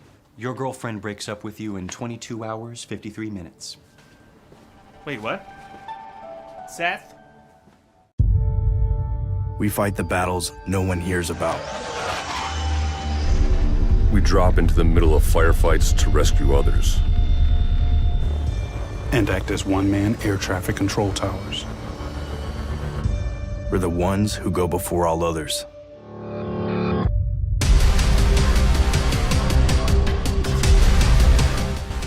U.S. Air Force Special Warfare are proud supporters of ProView Sports. Hi everyone, my name is Master Sergeant Jacob Groves. I am a Air Force Special Warfare pararescueman. Air Force Special Warfare are proud supporters of ProView Network and New Mexico Youth Sports. Air Force Special Warfare operators are critical thinkers. They maintain a high level of fitness, they take initiative, and they don't quit. For more information on Air Force Special Warfare, contact me at the number listed below. U.S. Air Force Special Warfare are proud supporters of ProView Sports. As a mom, I try to make the best choices for my family and our health. That's why I choose Western Sky Community Care. It's a Medicaid plan with quality health coverage and special benefits like Boys and Girls Club membership credit, additional dental benefits, and wellness and support programs. I decide which Medicaid plan is right for us. I choose Western Sky Community Care. Learn more about Western Sky Community Care by visiting discoverwesternsky.com today. International Protective Services is a proud supporter of ProView Sports and New Mexico Youth Athletics. IPS provides residential and commercial security services in the Albuquerque metro area. For more info, please call 505-897-2420 or visit internationalprotectiveservice.com.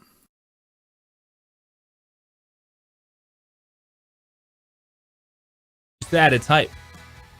Preseason favorites, thinking the team's going to be awesome. The one that is full speed ahead, no brakes, it is the Detroit Lions. We're talking about a team that hasn't been in the playoffs since 2016, a team that hasn't won a division since 1993, and a team that won the division in 93 was the Tampa Bay Buccaneers. The Detroit Lions are the fan favorite. They're everyone's preseason favorite to win the NFC North.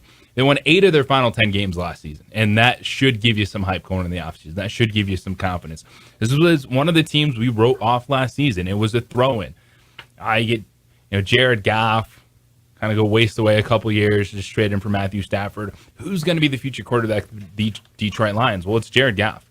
And that offense was explosive. They invested a lot in that defense. But what could derail the hype train? Well, maybe an injury. It's the opening drive here on The Sports Animal. JJ Buck DC, our quarterback, Ned James. And as we're getting ready to talk about the Detroit Lions, breaking news coming down. Yeah, this is crazy. About 5 minutes ago, defensive back C.J. Gardner-Johnson had to be carted off the field during the training camp practice after suffering what appeared to be a significant knee injury. Basically what happened, he was playing close to the line, was being blocked on a running play before he collapsed to the ground and started tapping his own right leg. Stayed on the ground for several minutes and was carted off.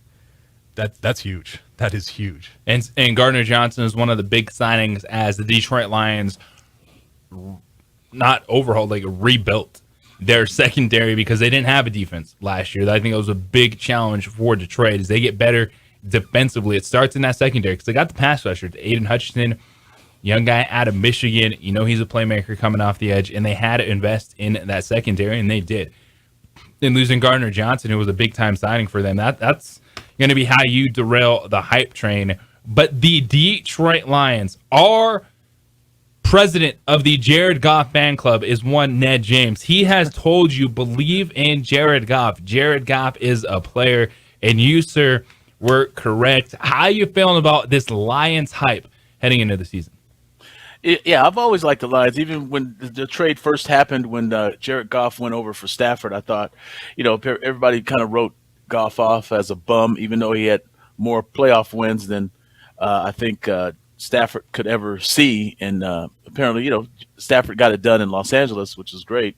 But at the same time, they've done well on offense in Detroit. But it's like I say all the time, JJ, it's not how your offense plays. You got to be good on defense. I mean, defense is how you win games. Special teams is how you win championships. I know people like the offense and the flash and the flair. I love Jared Goff. We're going to have our draft someday soon. I'm picking stiffs. You're picking RPO guys, and we're going to see who wins the most games. And I like Jared Goff. The problem is in Detroit is the defense. I don't care that C.J. Gardner-Johnson was hurt. It doesn't matter. They've got to play better on defense. And I point the finger at a guy who I really liked. I liked him as a player. Saw him as a player at Texas A&M. Saw him as a player in the NFL with Houston Texans as a defensive back twice a year. Aaron Glenn, great guy, great player. Bob Davie coached him, knew him. I know him a little bit. But he's not getting it done on defense. He hasn't gotten it done since he's been there. I think that's the Achilles heel of this team is going to be the defense. If they play better on defense, this is a team that can go a long way and potentially win some playoff games. But I don't see how I haven't seen anything from him and this defense in his time there as defensive coordinator that's shown me that they're going to be capable enough to win with that defense. And special teams, of course, is how you win championships. But I want to see them play better on defense before I can say that, hey, this is going to be a team to watch in the NFC. Well, that's why, talking about Gardner-Johnson going down, he was one of their big signings. They brought him in to start at cornerback this offseason, and losing him, potentially for the season, because you go down like that, what are you thinking? Torn ACL, torn MCL, something along those lines on the first few days of camp.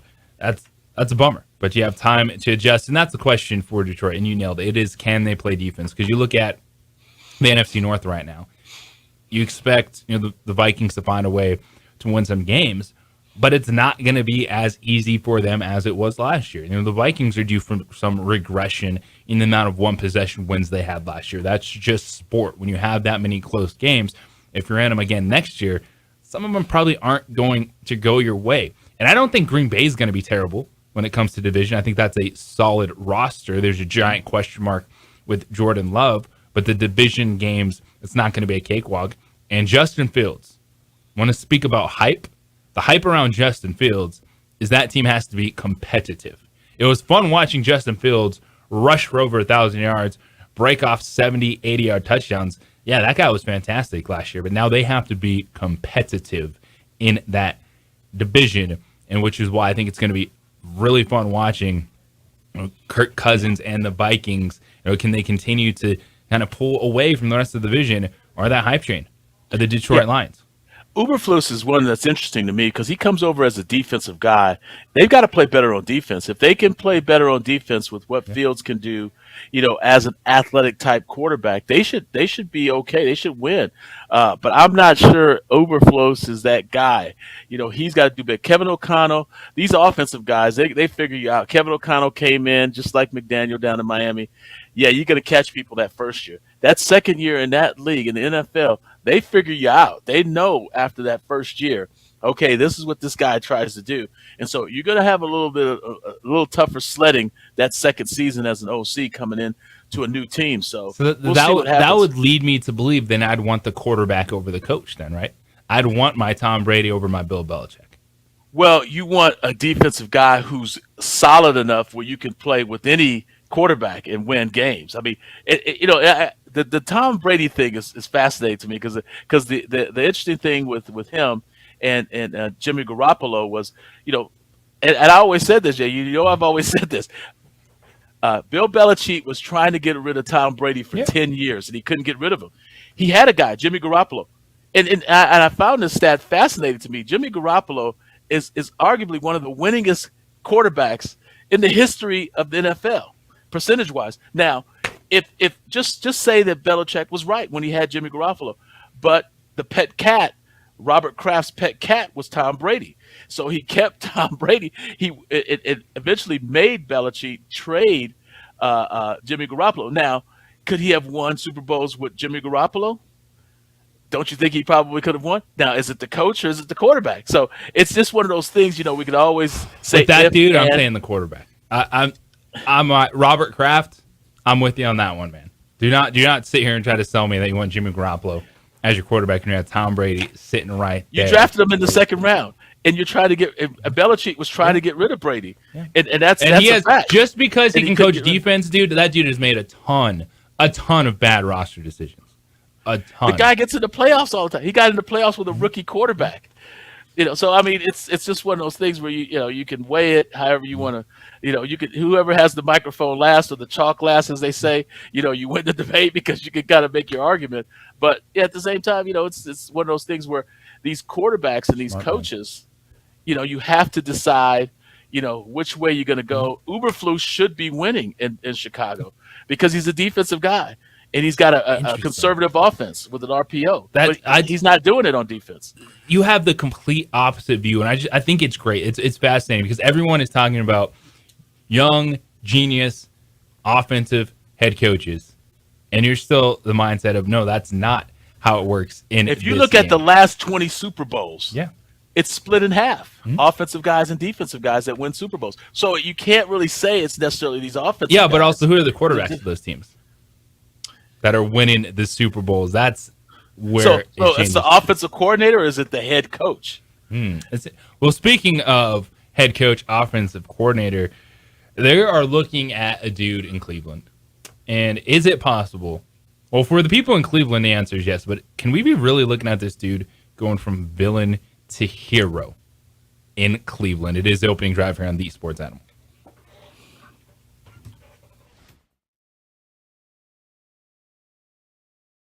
We would like to thank the following sponsors for making this broadcast possible. We fight the battles no one hears about.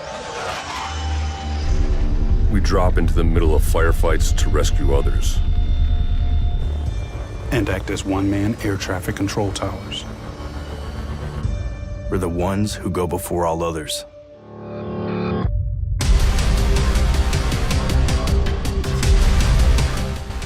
U.S. Air Force Special Warfare are proud supporters of ProView Sports. These are more than just the sounds of a safe place to go after school. These are the sounds of interest being ignited and of mentors making an impact.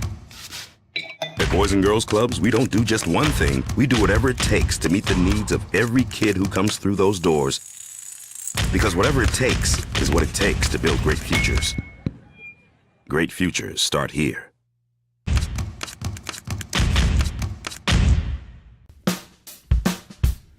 Well, I'm going to the frontier, walk up to the cashier, order up a root beer and a number one. Cover it with green stuff, one scoop is not enough. Find a booth is real tough, back by the Duke.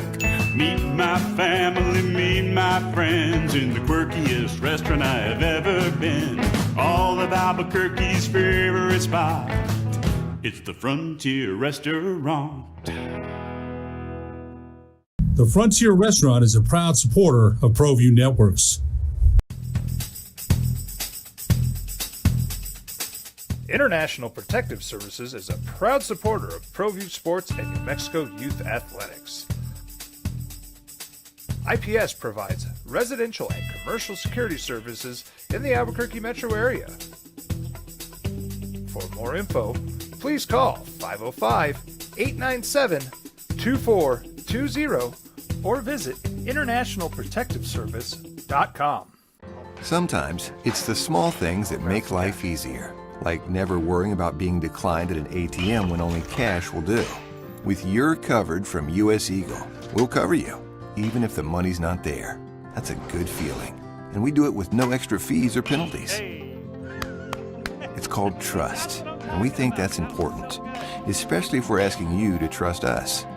At US Eagle, that's just part of what it means when we say people mean more. Hi everyone, my name is Master Sergeant Jacob Groves. I am a Air Force Special Warfare pararescueman. Air Force Special Warfare are proud supporters of ProView Network and New Mexico Youth Sports. Air Force Special Warfare operators are critical thinkers. They maintain a high level of fitness, they take initiative, and they don't quit. For more information on Air Force Special Warfare, contact me at the number listed below. U.S. Air Force Special Warfare are proud supporters of ProView Sports.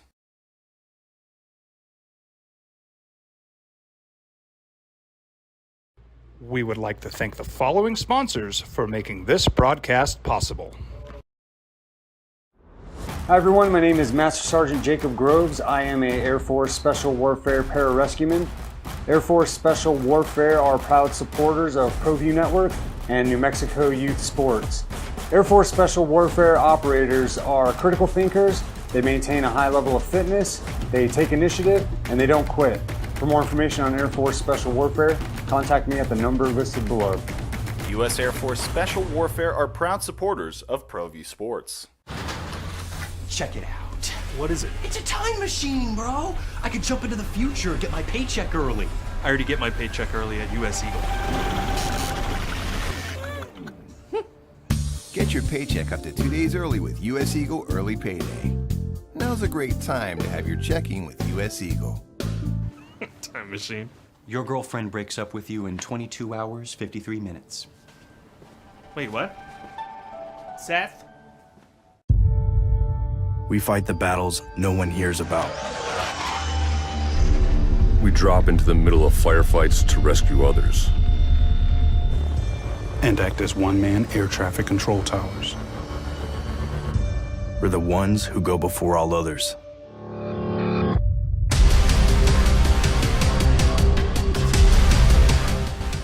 U.S. Air Force Special Warfare are proud supporters of ProView Sports.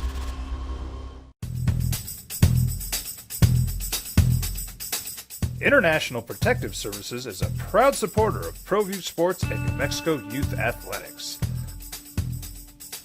IPS provides residential and commercial security services in the Albuquerque metro area. For more info, please call 505-897-2420 or visit internationalprotectiveservice.com. Well, I'm going to the frontier, walking to the cashier, order up a root beer and a number one. Cover it with green stuff, one scoop is not enough. Find a booth is real tough, back by the Duke. Meet my family, meet my friends in the quirkiest restaurant I have ever been. All of Albuquerque's favorite spot, it's the Frontier Restaurant. The Frontier Restaurant is a proud supporter of ProView Networks. These are more than just the sounds of a safe place to go after school. These are the sounds of interest being ignited and of mentors making an impact. At Boys and Girls Clubs, we don't do just one thing. We do whatever it takes to meet the needs of every kid who comes through those doors. Because whatever it takes is what it takes to build great futures. Great futures start here. For Rome. But I can't control what some of these people say. 95.9 FM and AM 610. The Sports Animal. Is the biggest X factor in the NFL the quarterback of the Cleveland Browns? Dylan Tejero. Well, for Cleveland Browns fans, they've wrapped their head around Deshaun Watson. I think he's going to be a player for the rest of his NFL career. Opposing fan bases will root against, but he's playing.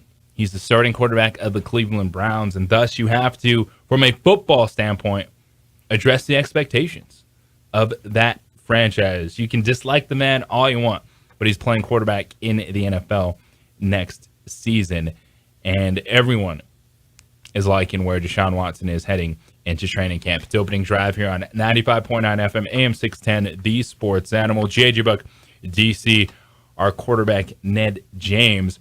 And Browns general manager Andrew Berry praised Deshaun Watson. He said he's been in a really good place, adding, quote, "I think it's going to be a big year for him professionally and personally." Berry said, "We think he's in great shape physically. He's been really good on the field, and I love what he's done off the field." You better hope you love what he's done off the field, because that's how he ended up in Cleveland in the first place, because a quarterback like that, you don't let get away unless he does something to make you get away, and that is what Deshaun Watson did. But he's the biggest X factor, and Symbieta talks about it all the time. We're looking at the NFL season because Deshaun Watson, he was the quarterback that was in the top five. The end of his time in Houston, you're looking at the future of the NFL, the quarterback position. Deshaun Watson was a top five quarterback. Now, for him, it was all the ish that he got himself into. But he's not coming back from an elbow injury, a shoulder, a knee. It's just the time away is a little bit of last year, an entire offseason, enough to put Deshaun Watson back on track to being a top quarterback in the NFL because he has the talent. And when we're talking about teams positioned to go on a run, the Cleveland Browns are one of those teams. You're still muted, our quarterback, Ned James. I'm sorry, guys. Hey, don't be mad about the money. You know, people get upset about the money. I said nothing about the money. I know you. I'm not talking. I said everything about Deshaun Watson. I know. I'm not talking about you. I'm just saying people in general are upset about the money. And that's where it leads people to a lot of these conclusions they have to make about. And I've always said this. I keep saying it over and over. You're paying the worst athlete on the field. In Deshaun Watson's case, pretty good athlete. Yeah, the most money. And it's always about the money. People kind of get in their feelings about the money. But with all that said, you know, Deshaun Watson has just got a 5-year contract that's guaranteed. Unlike guaranteed contracts are not the norm in the NFL, he gets one. And so a lot of people, I think, are a little bit kind of twisted up about the fact that he's not going anywhere. The fact that he's got to play well, yeah, of course he's got to play well. He wouldn't have got the money if he wasn't worth it, if there weren't other bidders.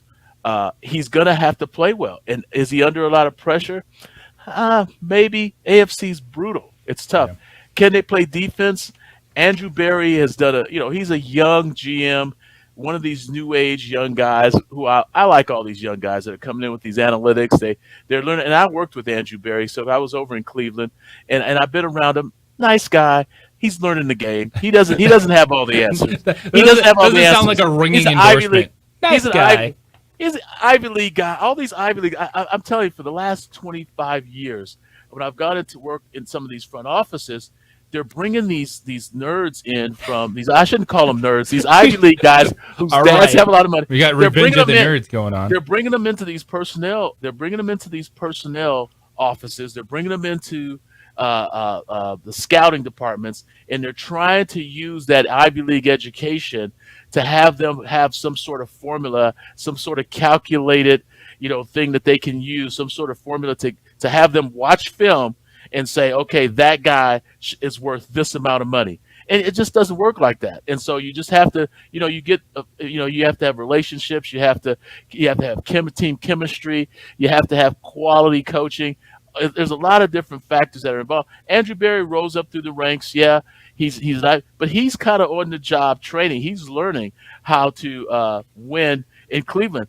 And you got to win on defense. You got to build on defense. And I know they've got a strong offense with Chubb and I can't think of the receiver's name that came over from Dallas.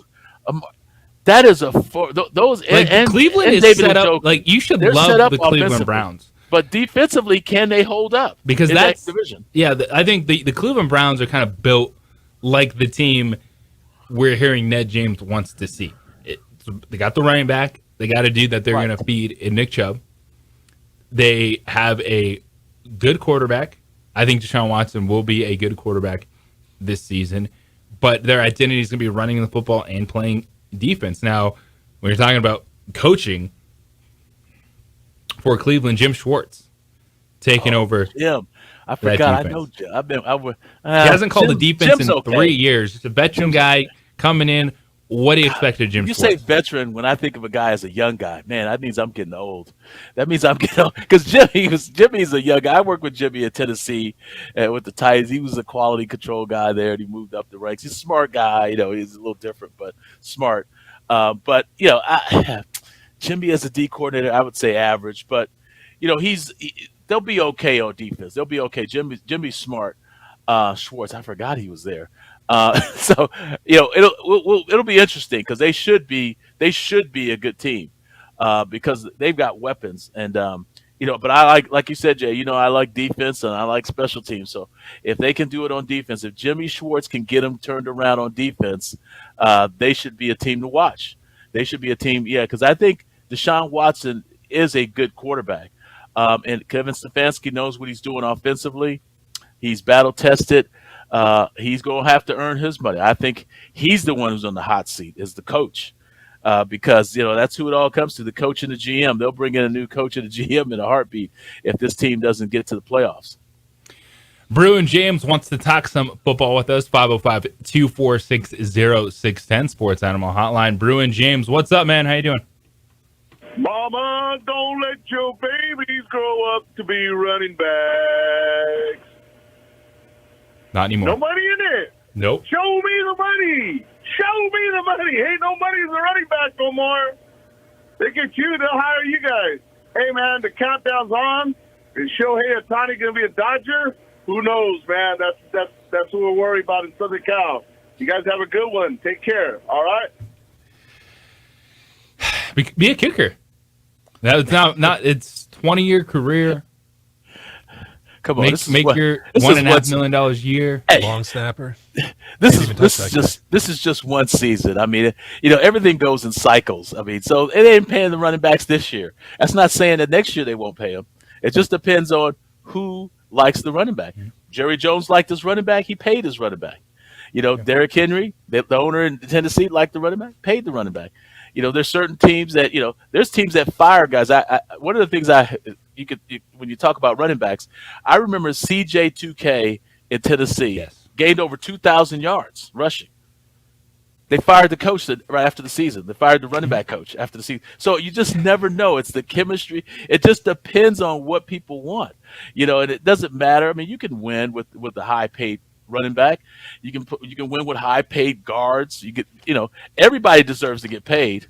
I'm not mad at guys trying to get championship bank accounts. And so running backs, people are picking on them today. That's okay.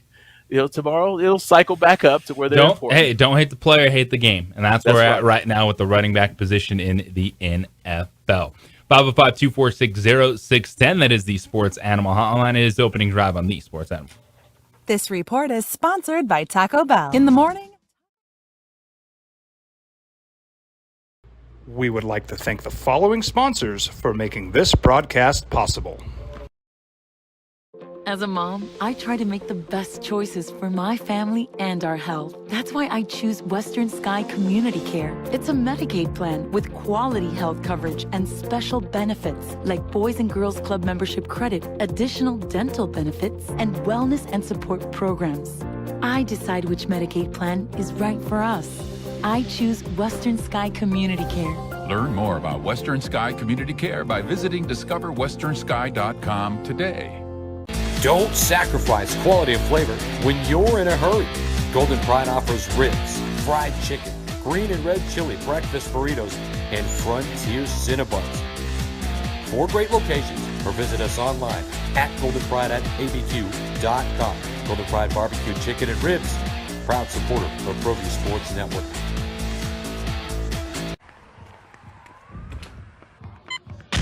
These are more than just the sounds of a safe place to go after school. These are the sounds of interest being ignited and of mentors making an impact. At Boys and Girls Clubs, we don't do just one thing. We do whatever it takes to meet the needs of every kid who comes through those doors. Because whatever it takes is what it takes to build great futures. Great futures start here. We would like to thank the following sponsors for making this broadcast possible. Everguard Roofing and Solar. For nearly 20 years, Everguard Roofing and Solar has been working with New Mexicans to enhance their homes and businesses. For all your roofing and solar needs in New Mexico, call 505-821-9543.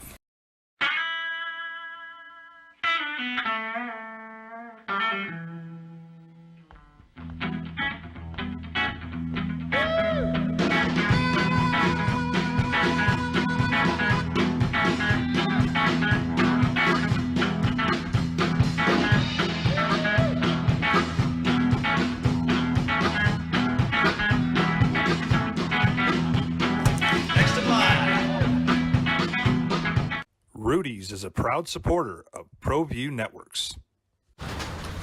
Check it out. What is it? It's a time machine, bro. I could jump into the future and get my paycheck early. I already get my paycheck early at US Eagle. Get your paycheck up to 2 days early with US Eagle Early Payday. Now's a great time to have your checking with US Eagle. Time machine. Your girlfriend breaks up with you in 22 hours, 53 minutes. Wait, what? Seth? Hi everyone, my name is Master Sergeant Jacob Groves. I am a Air Force Special Warfare Pararescueman. Air Force Special Warfare are proud supporters of ProView Network and New Mexico Youth Sports. Air Force Special Warfare operators are critical thinkers. They maintain a high level of fitness, they take initiative, and they don't quit. For more information on Air Force Special Warfare, contact me at the number listed below. U.S. Air Force Special Warfare are proud supporters of ProView Sports. International Protective Services is a proud supporter of ProView Sports and New Mexico Youth Athletics. IPS provides residential and commercial security services in the Albuquerque metro area.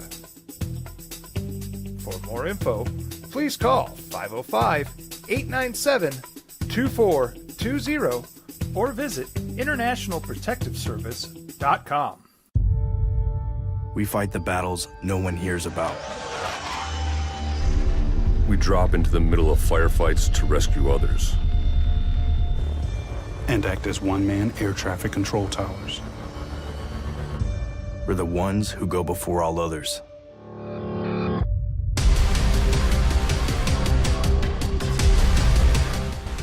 U.S. Air Force Special Warfare are proud supporters of ProView Sports.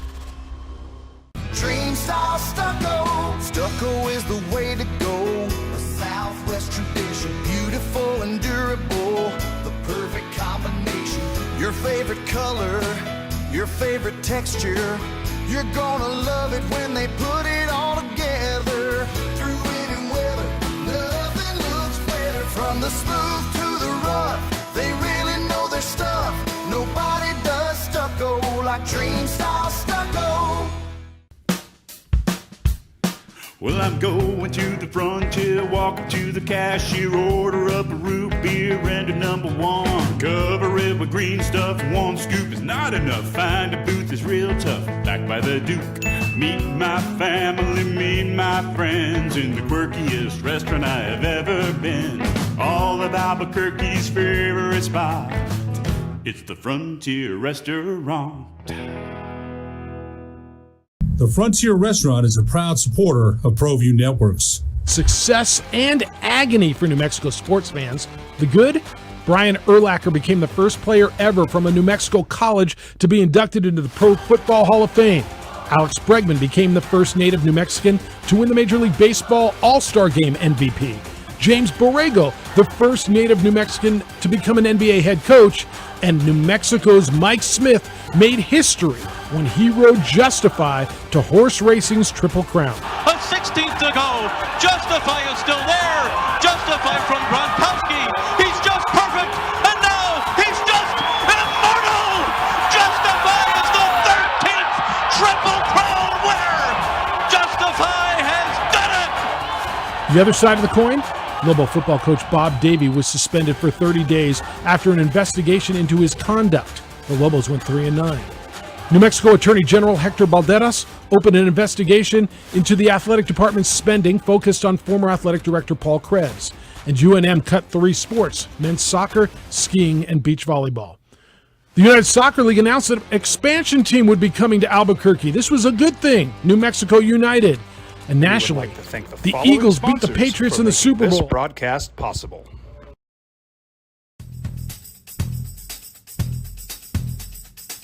International Protective Services is a proud supporter of ProView Sports and New Mexico Youth Athletics. IPS provides residential and commercial security services in the Albuquerque metro area. For more info, please call 505-897-2420 or visit internationalprotectiveservice.com. Sometimes it's the small things that make life easier, like never worrying about being declined at an ATM when only cash will do. With You're Covered from U.S. Eagle, we'll cover you, even if the money's not there. That's a good feeling. And we do it with no extra fees or penalties. It's called trust, and we think that's important, especially if we're asking you to trust us. At U.S. Eagle, that's just part of what it means when we say people mean more. These are more than 4 till 7 on 95.9 FM and AM 610. The Sports Animal. Now, it's been fun recording these 15-year features. You just heard that one from Jeff Symbieta, 2018. The opening drive has been around for 15 years. That doesn't happen, man. Like this, like everything else, there's a lot of turnover. And for Jeff Symbieta to be hosting this show for 15 years, it's thanks to you guys. It's thanks to you guys tuning in, enjoying the content. And we're saying thank you to you on Friday. Free golf at Sandia. Do you want a chance to play with you and your boys a foursome at Sandia Golf Course? It's free. All you got to do at the end of the segment, I'll give out the numbers again. Call in. We're registering you to win. The drawing is Wednesday. All you got to do is call in and give DC your name. It's not call it. Just call and give DC your name and say, yeah, I want to be registered to win a foursome of golf at Sandia Golf on Friday. That is our thank you to you for allowing us to do this for 15 years. For me, I think it's like 12 years now. I've been doing the opening drive with Jeff Symbieta, but Symbieta, unbelievable work for what he's done for 15 years. And on Friday, we're doing a big celebration. And if you want a chance to just go play some golf with your boys, hang out, we'll be out there playing some rounds. Just call DC and say, hey, this is my name. Put me in the hopper. And on Wednesday, we're going to do the drawing, and you get a chance to win a foursome of golf at Sandia Golf Course. Great club. Great nachos. Let's go. 505-246-0610 is the Sports Animal hotline. And in that feature that you just heard from Jeff Symbieta, one of the things he talked about was former UNM athletic director Paul Krebs and what happened with the Scotland boondoggle. And, well, it went to trial last week, and they came down with a ruling on Friday, and Paul Krebs was found not guilty of 2 felony counts. The jurors agreed with the defensive argument that the former University of New Mexico AD did not violate university policy, but he did not commit a crime. They agreed that he violated university policy, but he did not commit a crime with the funds that came through with the Scotland golf trip, and as we all called it, the Scotland boondoggle. But Paul Krebs found not guilty on those charges. So we've heard when it came down in 2018, and, a lot of life happened since then. It went to trial last week, and he was found not guilty. So that ends that storyline for Paul Krebs and the University of New Mexico. We also saw New Mexico United on Saturday night get a big 3-0 win at home over Sacramento. They've won 4 of their last 5. The one game in there that was not a win was a draw. So they're in 7th place in the USL. That's a top 3 team in the Western Conference. It is. I know they struggled early. They changed their coaches. A lot of back and forth. But United, that's a top 3 team in the Western Conference. And then the TBT, which has been a lot of fun. And so Brandon Mason, along with Ryan Berryman, they're the co-general managers. They're hoping to get the TBT back to the pit next year. And we saw last year those games when there was a Panamaniacs team, which was New Mexico State alumni, versus the Enchantment, which was UNM alumni. A lot of fun going back and forth. They lose in the Sweet 16, the final game in the Lubbock Regional yesterday, so they're out in the TBT. But they're hoping to run it back in the pit next season.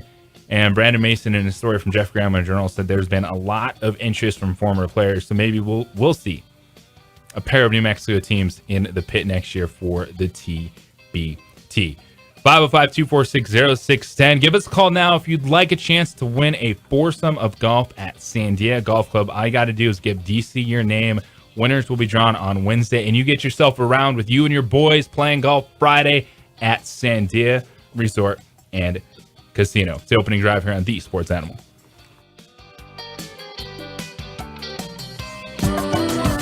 For adults with moderate to severe plaque psoriasis, We would like to thank the following sponsors for making this broadcast possible. We fight the battles no one hears about. We drop into the middle of firefights to rescue others. And act as one-man air traffic control towers. We're the ones who go before all others.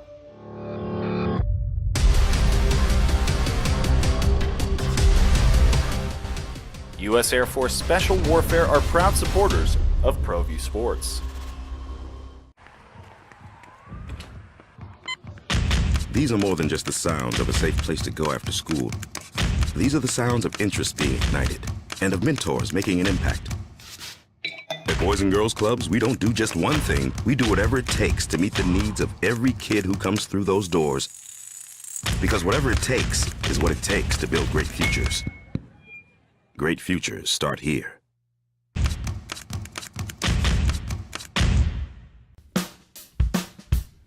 Well, I'm going to the frontier, walking to the cashier, order up a root beer and a number one. Cover it with green stuff, one scoop is not enough. Find a booth is real tough, back by the Duke. Meet my family, meet my friends in the quirkiest restaurant I have ever been.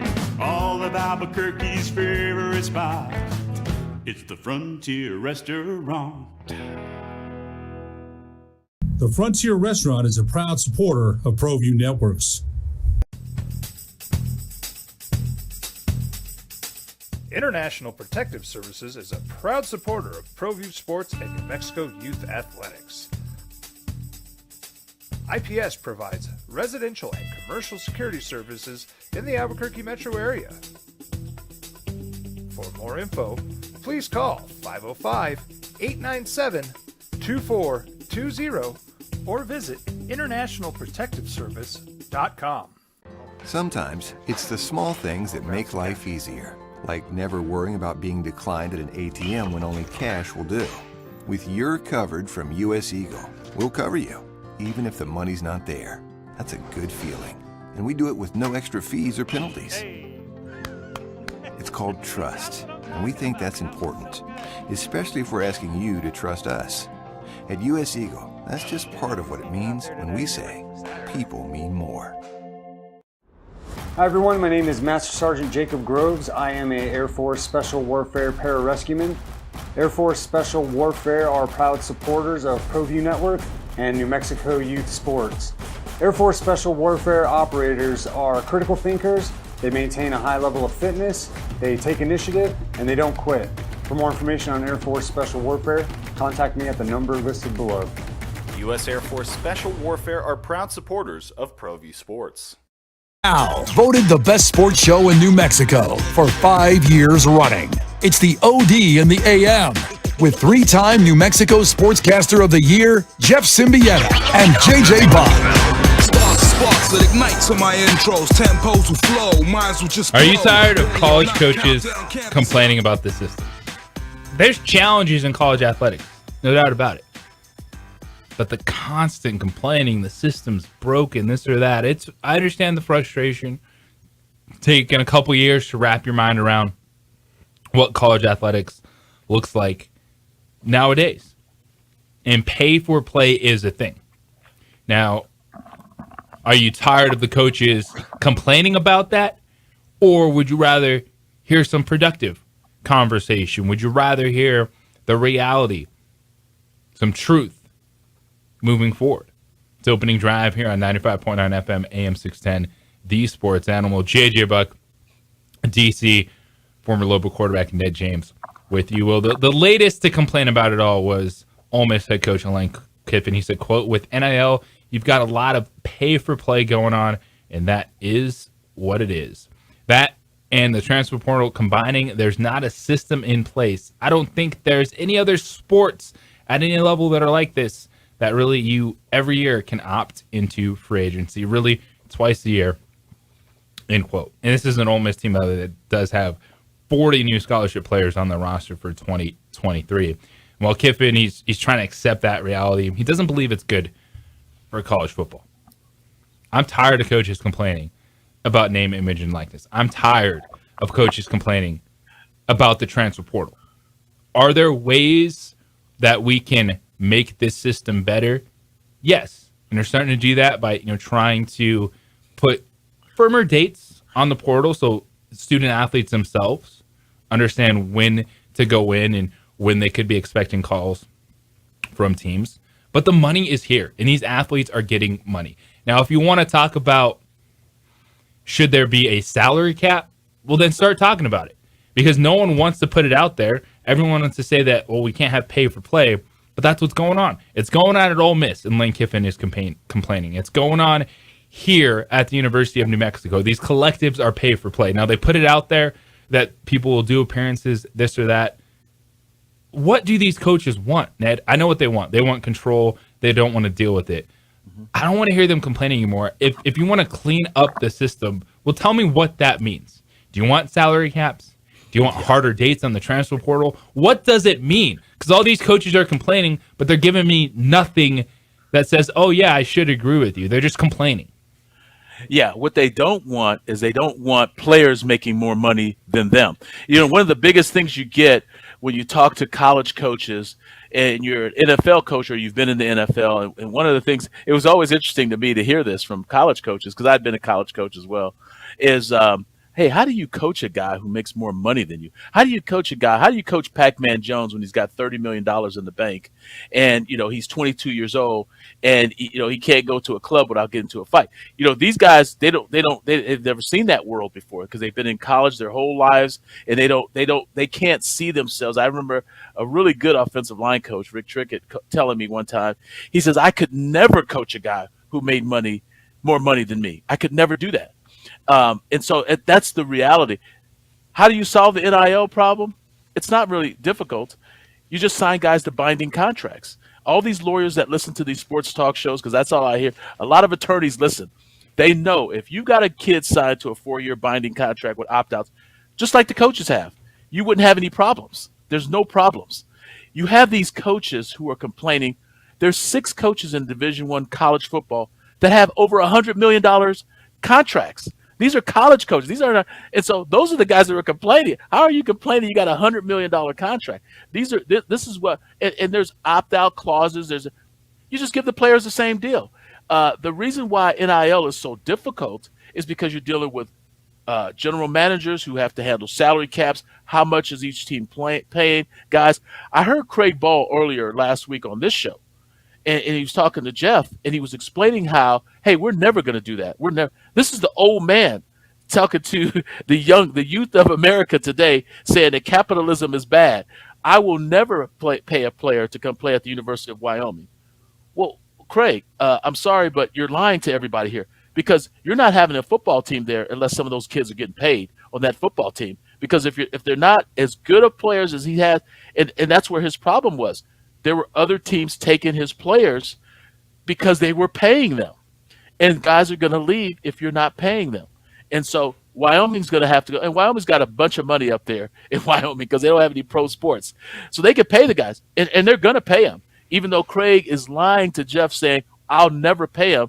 I'm the old man. I'm 70. You know, I've made my millions. I've got millions.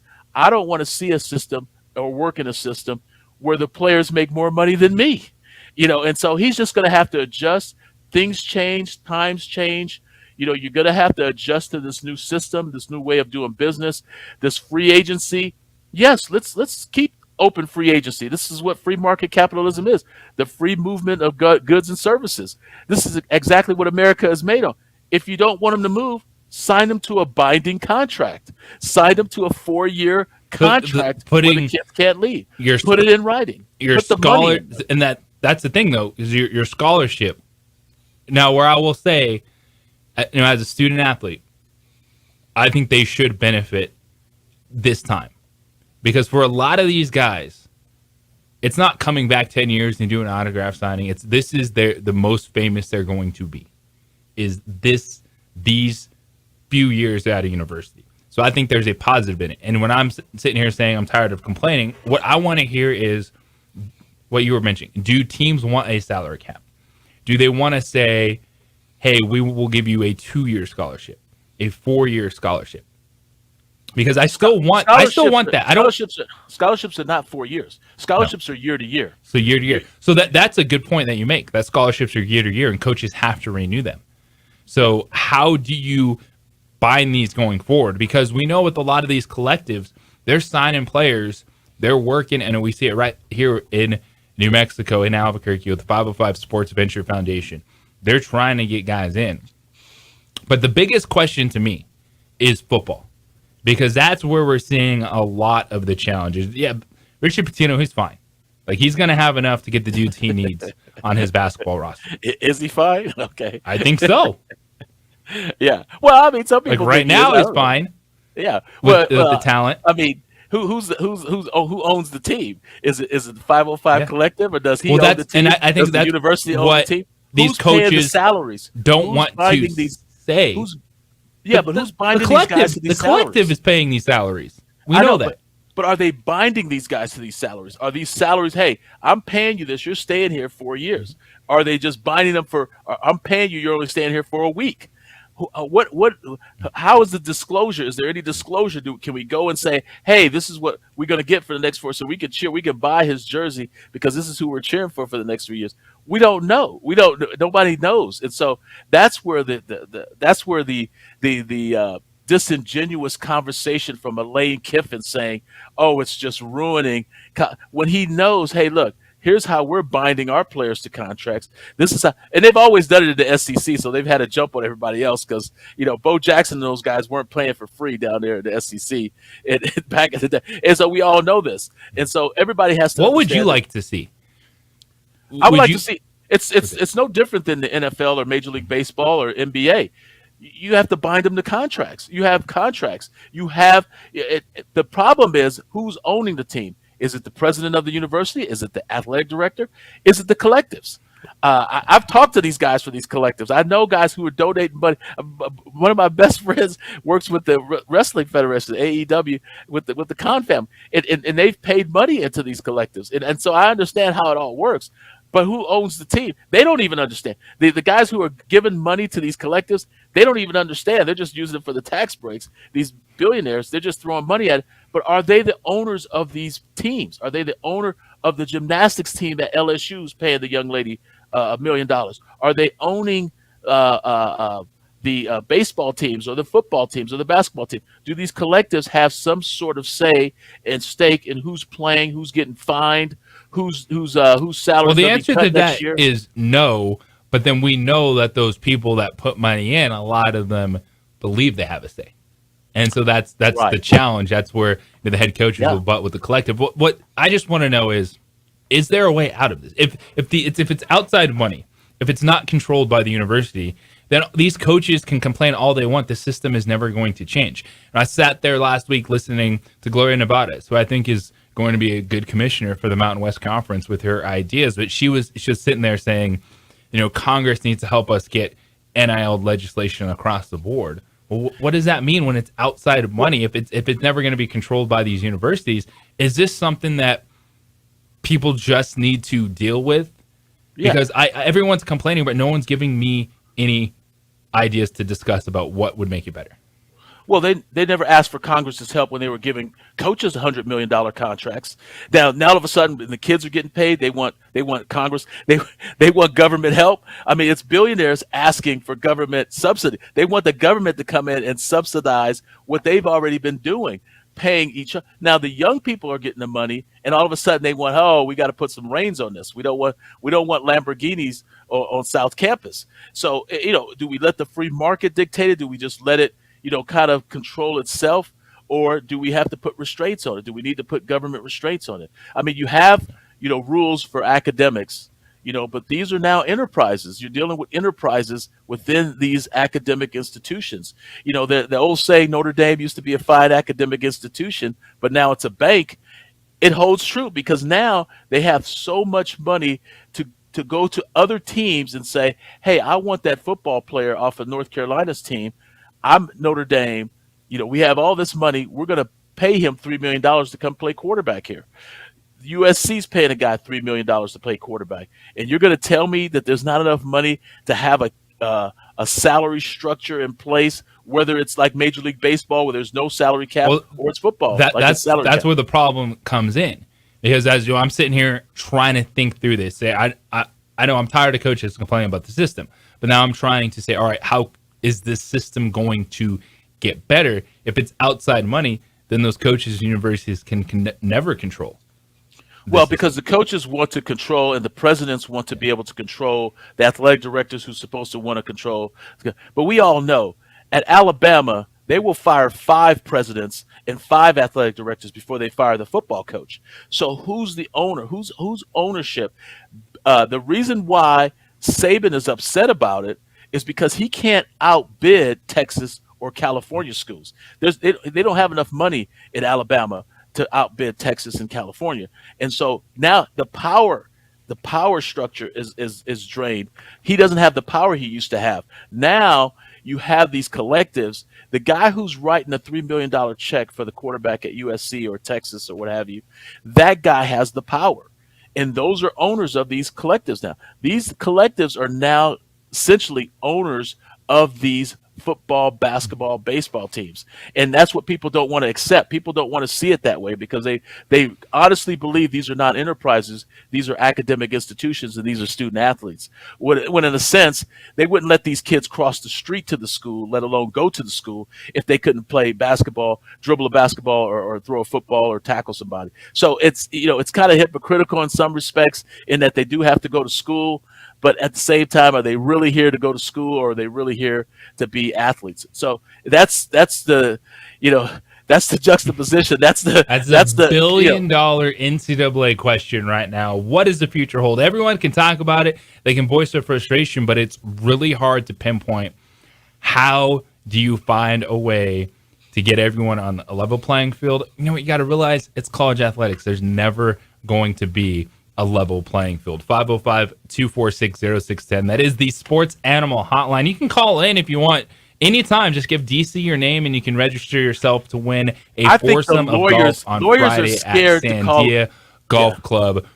You and your boys playing golf on Friday because the opening drive, 15 years, we're saying thank you to you for allowing the opening drive to be on air for 15 years. What Jeff Symbieta has done with this show, it's been unbelievable. So all I got to do is give DC your name. You know, I'll even make it easier on you, too. If you want to text your name into the Sports Animal text line, 505-246-0610. That's all you're doing. Give us your name. We'll put you in a drawing. We'll call everyone on Wednesday, those that won a foursome of golf at Sandia Golf, 505-246-0610.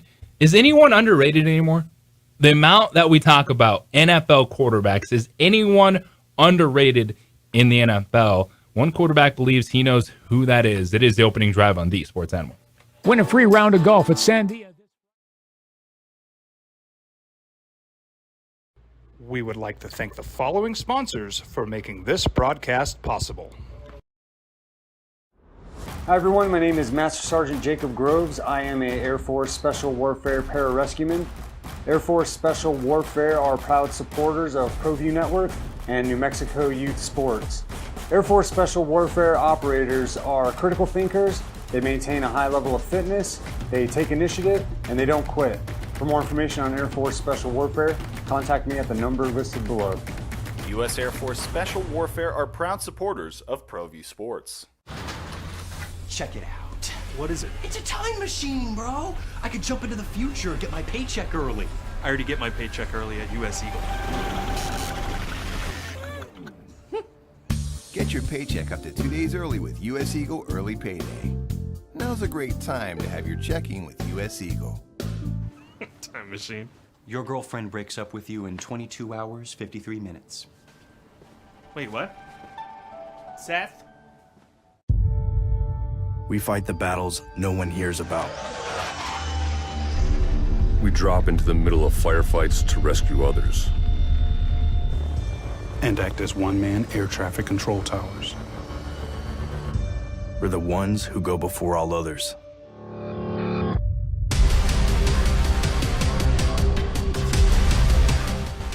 U.S. Air Force Special Warfare are proud supporters of ProView Sports.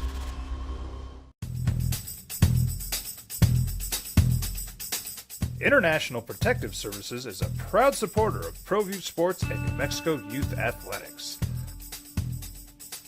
IPS provides residential and commercial security services in the Albuquerque metro area. For more info, please call 505-897-2420 or visit internationalprotectiveservice.com. Well, I'm going to the frontier, walking to the cashier, order up a root beer and a number one. Cover it with green stuff, one scoop is not enough. Find a booth is real tough, back by the Duke.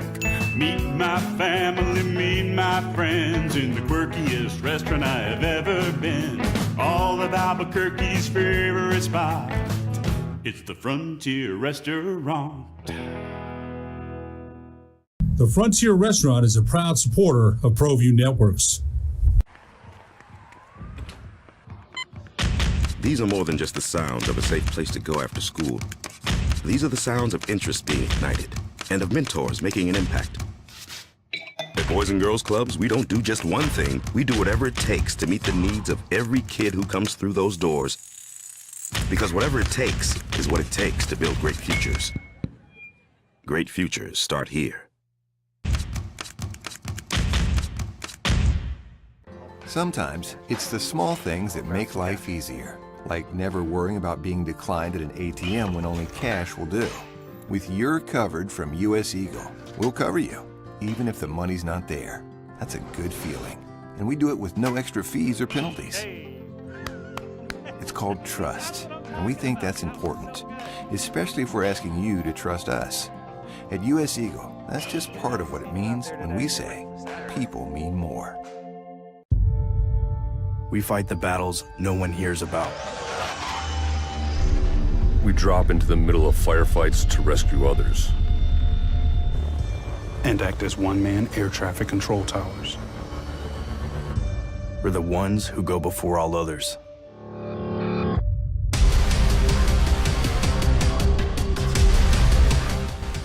U.S. Air Force Special Warfare are proud supporters of ProView Sports.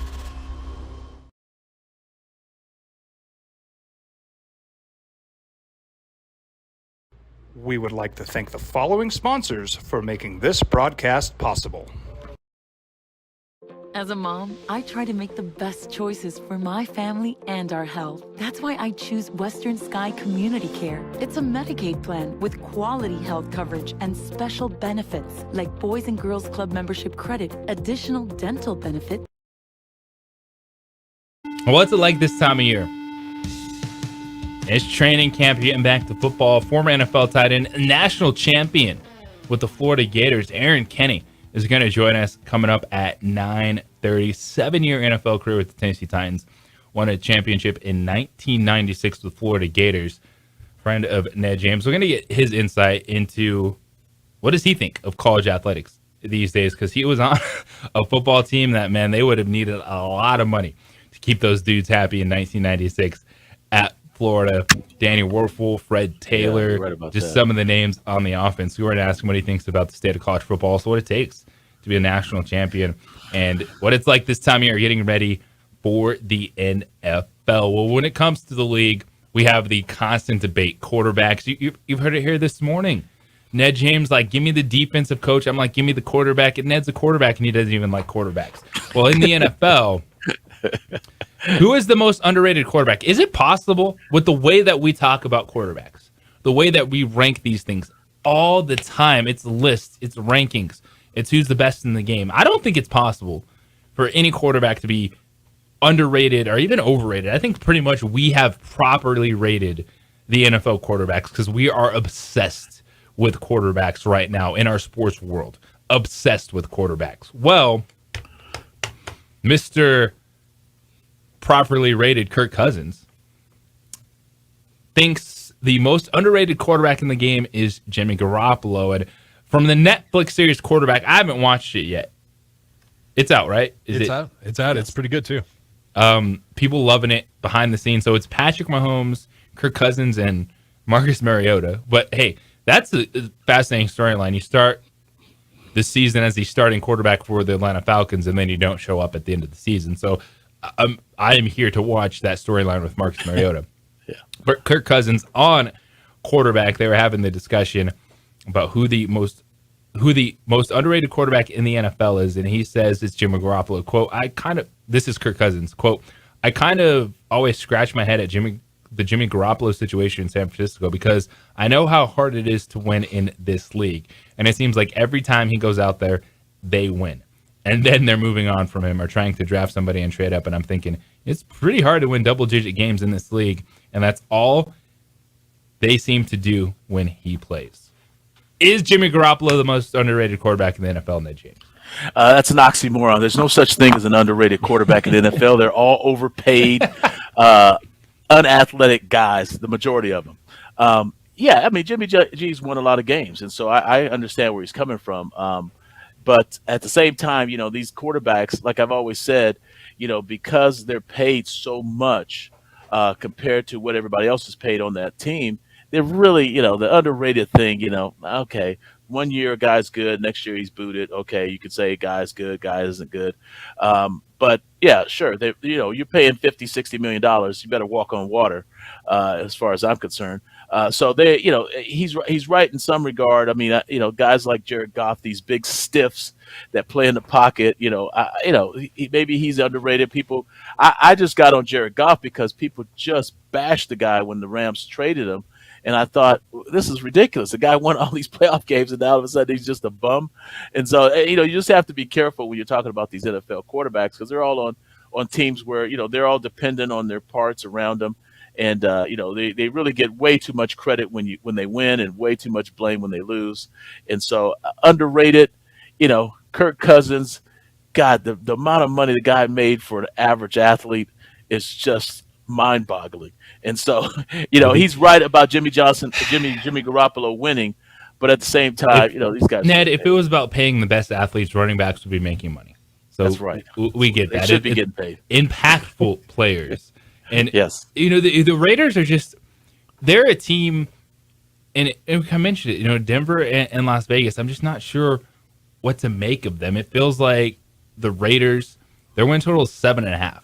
That could change, though, because now Garoppolo is cleared for the year. Yeah, he passed his physical on Sunday. Which is big. That's really, really big, because that was a huge question mark for that offense. Like, and you look at, you know, Max Crosby, top flight NFL pass rusher. They have, speaking of defense, they have giant question marks. Currently, the Raiders starting cornerback, David Long and Duke Shelley. Neither has been a full-time starter in the NFL. Shelley started 5 games for the Vikings last season. Long started 4 games for the Rams. And we're looking at the AFC, that's just one of the teams. I don't know how they're better than average. Do you see that out of Las Vegas? Because I know you made your thoughts known. Josh McDaniels, not too high on him right now, Ned James, but it's just a team they just scream average to me. Yeah, I mean, it's just, you know, what has Josh McDaniels done? You know, he's the head coach of the offense, defense, special teams. That mainly bothers me more than anything else with that team. I do like, you know, Denver in that I do like Peyton coming over and adding some stability to that organization. How it'll go, I don't know. But the Vegas team is just interesting because they were a playoff team, you know, 2 years ago. And then they kind of bombed out this year. I didn't like how Josh McDaniels tried to run Josh Jacobs into the ground, and he withstood the test. You know, he played all those preseason games. He played during the regular season as well, all those games. So, you know, he is a formidable force at running back. They've got a quality running back.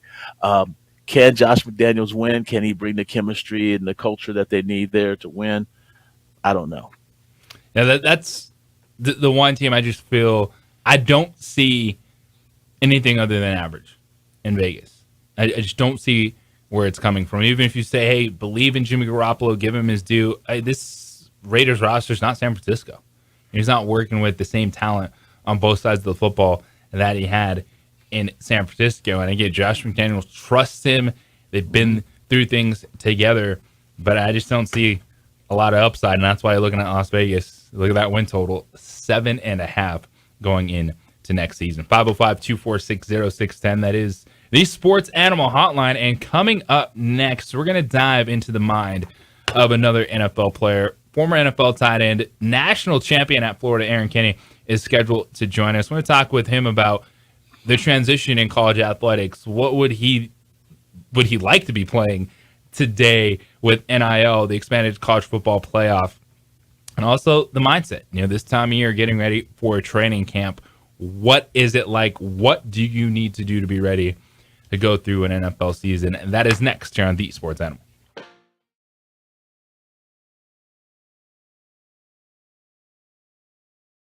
We would like to thank the following sponsors for making this broadcast possible.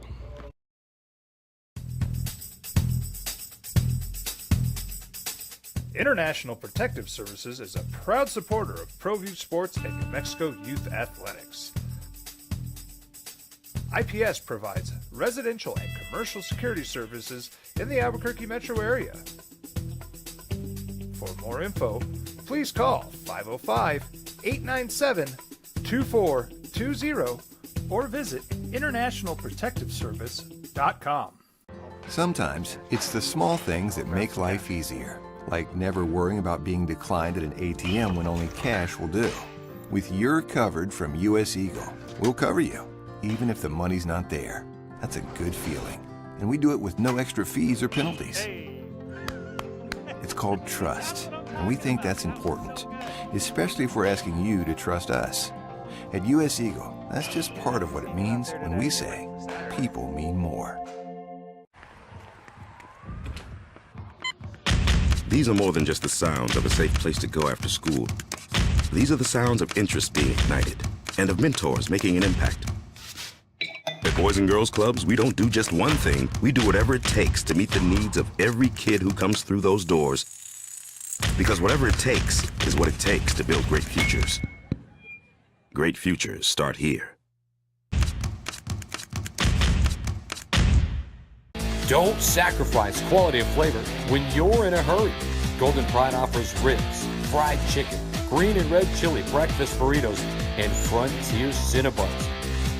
4 great locations, or visit us online at goldenpride@abq.com. Golden Pride Barbecue Chicken and Ribs, proud supporter of ProView Sports Network. Check it out. What is it? It's a time machine, bro. I could jump into the future, get my paycheck early. I already get my paycheck early at US Eagle. Get your paycheck up to 2 days early with US Eagle Early Payday. Now's a great time to have your checking with US Eagle. Time machine. Your girlfriend breaks up with you in 22 hours, 53 minutes. Wait, what? Seth? We fight the battles no one hears about. We drop into the middle of firefights to rescue others. And act as one-man air traffic control towers. We're the ones who go before all others.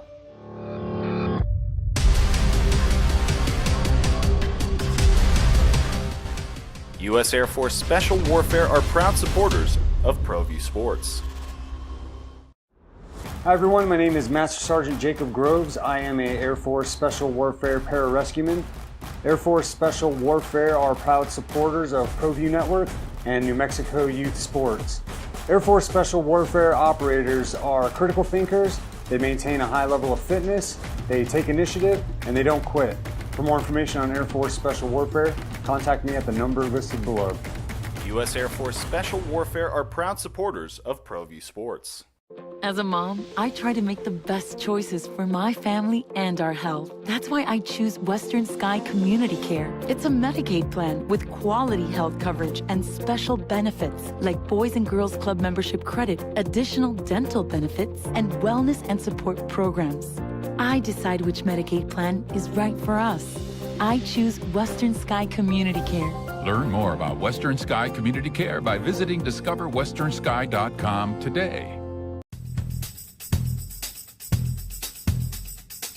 International Protective Services is a proud supporter of ProView Sports and New Mexico Youth Athletics. IPS provides residential and commercial security services in the Albuquerque metro area. For more info, please call 505-897-2420 or visit internationalprotectiveservice.com. In the 2000 NFL Draft, the tight end had a 7-year NFL career, and the highlight, well, maybe low light, you never know, is getting caught up with our quarterback, Ned James. So Aaron Kinney is that guest. Aaron Kinney joins us on the Sports Animal. Aaron, good morning. How you doing? Doing well. I appreciate Glad to be on. Well, I appreciate the time. You got a fantastic story, and we were talking a lot this morning. You know, with the NFL season, the college football season right upon us, the landscape of college athletics, and coaches talking about name, image, and likeness to transfer portal. You know, when you look at that 1996 team with Danny Warfel, Fred Taylor, do you think there would be enough money in Gainesville to keep everyone happy these days? Oh, geez, that team? No way. You had let's see. I'm just trying to think of how many first rounders alone were on that offense. At least to say, you know, the team, if you look at the whole team, including the puppy dogs that were on the sideline that, you know, kept us good and dominant for another 3 to 4 years, like there was a lot of talent on those old Florida teams. And you look at that year for you. You come in, you're a freshman, you're surrounded by all that talent. What was it like for you taking that step into Division I football, but then learning, trying to find your way on the football field with that level of talent? It was definitely eye-opening, and that was an awakening. You know, I realize now, like, you know, through high school, you know, I worked hard and everything, but the game was very simple, and I was always one of the best guys, you know. And I don't mean that in like a, you know, arrogant way, but just, you know, looking back at it, I'm like, well, no wonder. And then when I got to Florida, it was like, yeah, you're just an average Joe or just a regular guy here until you prove yourself, instead of just, you know, anywhere in Virginia. I walked around. I was, you know, the top recruit in the state, you know, at that time. And it was like, you know, I had arrived. And it was one of those eye-opening moments like, well, it was a big piece of humble pie. When you get there, you're not the fastest one anymore. You're not the strongest one anymore. Matter of fact, you're not even close. And, you know, it was the awakening that, you know, gets you ready to compete at that level, you know. And you can either get on board with working hard and earning your keep and learning how to compete against elite talent, or, you know, you were going to disappear. Aaron Kinney with us on the Sports Ammo, former NFL tight end, national champion at Florida. And you look at that national championship game that you were part of in 1996. And I find it fascinating, you know, because not only was it the Sugar Bowl with the national championship on the line, which you guys were awarded, but it was against Florida State. And you guys had lost to Florida State in the regular season by 3, 24-21. What was the vibe like coming off the SEC title game where you guys beat Alabama, not only playing in the Sugar Bowl, but playing against Florida State? You know what? I remember us being supremely confident. You know, we had a dogfight up there at Doak Campbell at the time, and, you know, came up a little short, lost by 3, but it was a dogfight. You know, it was a back-and-forth game. And, you know, I think anytime you give somebody like Steve Spurrier a second chance at the apple or a second bite at the apple from a, you know, strategic standpoint, and if you didn't make any adjustments or changes, you know, I think Florida State felt confident in their defensive scheme. And, you know, we were supremely confident because we felt like there were some things we could exploit. And, you know, we adjusted the way our offensive line played, the stance they played in. So, you know, those great defensive ends couldn't pin theirs back based on passing situations. So we did some things to change some things up and kind of, you know, catch them off guard. And I think once we landed one haymaker, we just kept throwing them. Yeah, Aaron, we're going to transition a little bit away from football and go to your basketball time there at the University of Florida, because in New Mexico is trying to understand why we have a Florida guy on the New Mexico radio show. But there is a connection that you have to two people who are pretty prominent in the sports world in this state, and that's Eddie Nunez and Richard Pitino. Now, Richard Pitino was the GA on the staff, the basketball team, that you did double duty when you played football and you played basketball. And Eddie Nunez and you were both on that bench, came in and gave minutes. Just kind of walk us through what it was like playing with Eddie and the GA Richard Pitino, who's now become a Division I and a good college basketball coach. You know what? Me and Nunez, man, we had a blast. We used to give the put it this way, we made our starters and our players better.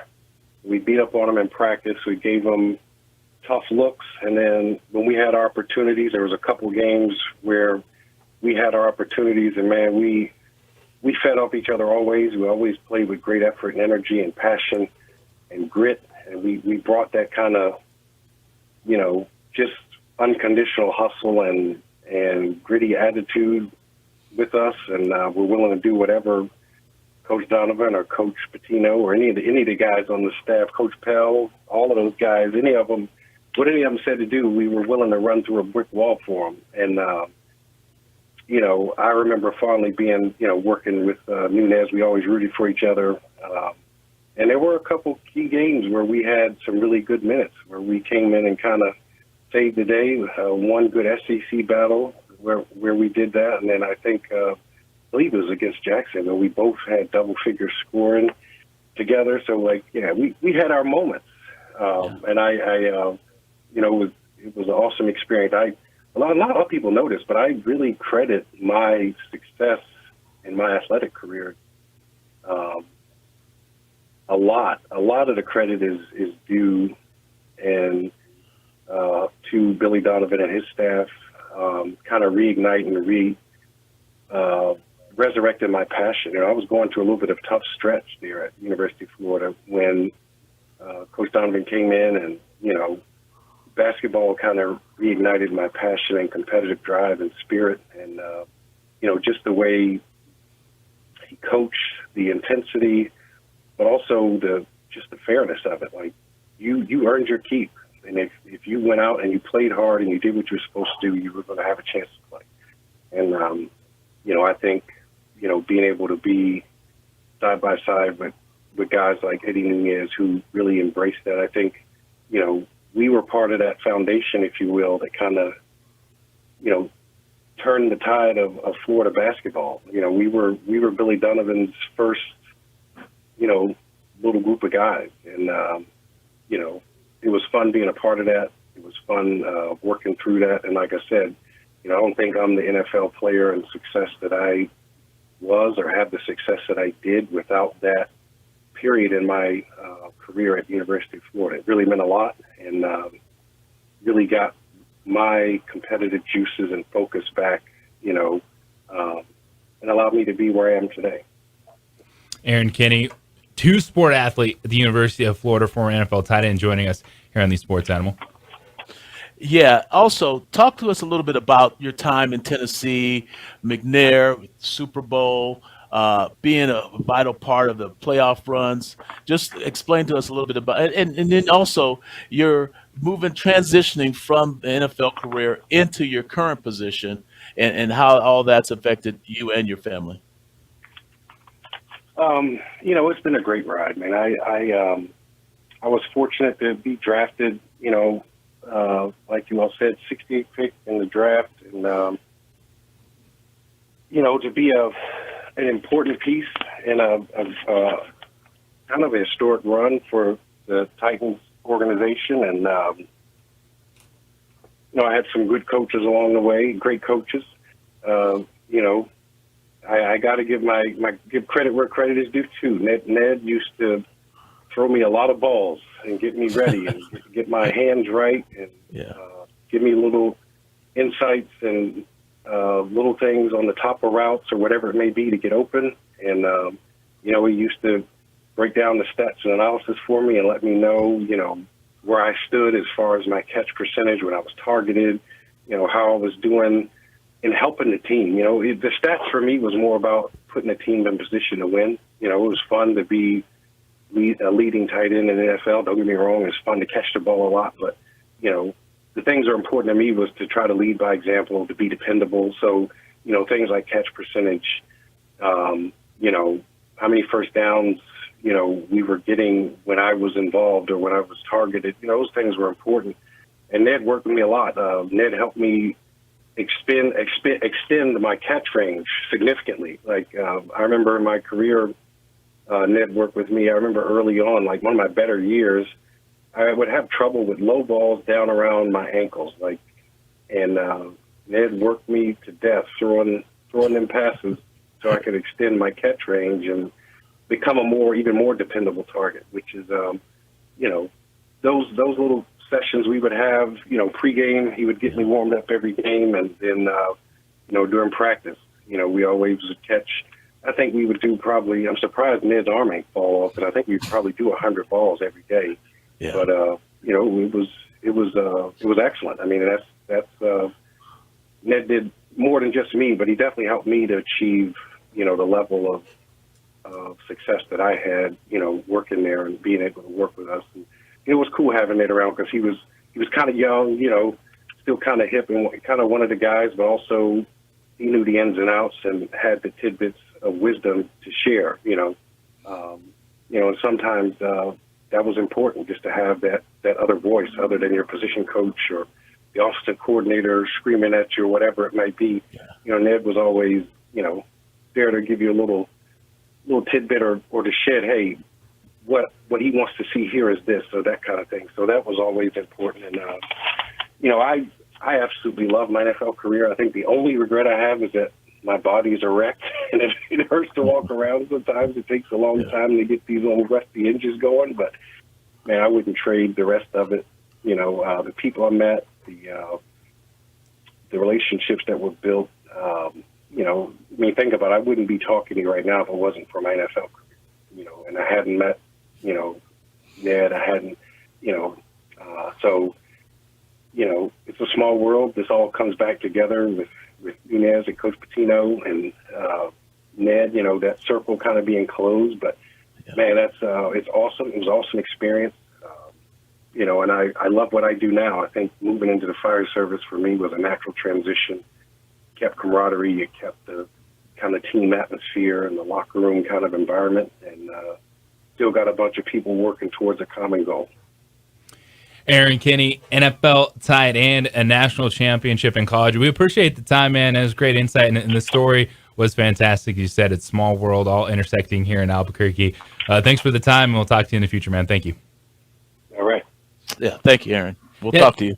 And it's so crazy how things intersect. And you brought it up to me like, hey, do you want to talk to Aaron Kinney? I'm like, all right, you have an NFL guy on, that'd be neat. And then it's like, wait, you played basketball with Eddie Nunez, the AD at the University of New Mexico. A GA on that staff was Richard Pitino, the head basketball coach at the University of New Mexico. And here we are. Yes, the intersection of life. Exactly. It all intersects. And Aaron, what a great guy to take the time out. He had a really tight schedule today because he happens to be the fire chief of the Boston Fire Department in Boston, Massachusetts. And so for him to take the time out to give us his time, I really appreciate that. Just a great guy. Eddie has lots of good things to say about him as well. So it was great to have him on, and just to show that, these athletes do transition into other normal, lives. And Aaron he got a fire truck from his wife when he was in the NFL, and he donated it to one of the small communities out there once while he was playing. Because he was just always wanting to be a fireman when he was a kid, and he transitioned from his sports life into being a fire chief now. Being an NFL player and a firefighter, a kid's dream. It is the opening drive here on The Sports Animal. This is Boomer Esiason with the CBS Sports Minute.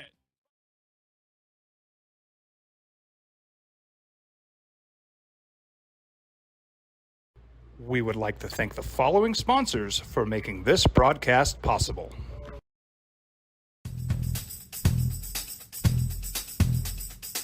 International Protective Services is a proud supporter of ProView Sports and New Mexico Youth Athletics. IPS provides residential and commercial security services in the Albuquerque metro area. For more info, please call 505-897-2420 or visit internationalprotectiveservice.com. Sometimes it's the small things that make life easier, like never worrying about being declined at an ATM when only cash will do. With You're Covered from US Eagle, we'll cover you, even if the money's not there. That's a good feeling. And we do it with no extra fees or penalties. It's called trust, and we think that's important, especially if we're asking you to trust us.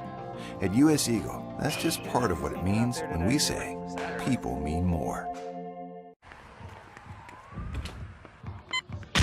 These are more than just the sounds of a safe place to go after school.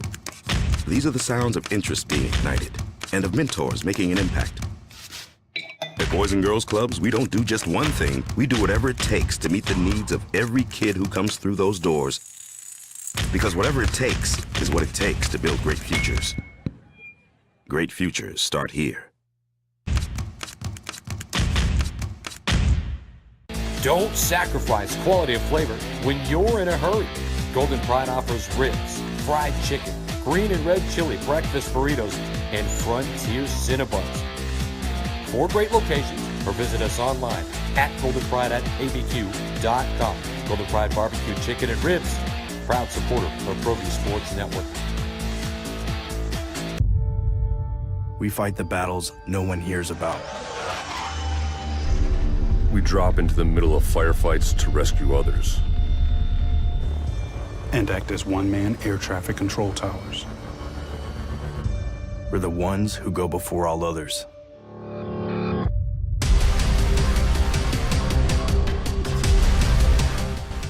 U.S. Air Force Special Warfare are proud supporters of ProView Sports.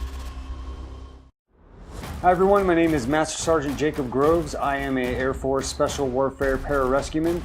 Air Force Special Warfare are proud supporters of ProView Network and New Mexico Youth Sports. Air Force Special Warfare operators are critical thinkers. They maintain a high level of fitness, they take initiative, and they don't quit. For more information on Air Force Special Warfare, contact me at the number listed below. U.S. Air Force Special Warfare are proud supporters of ProView Sports.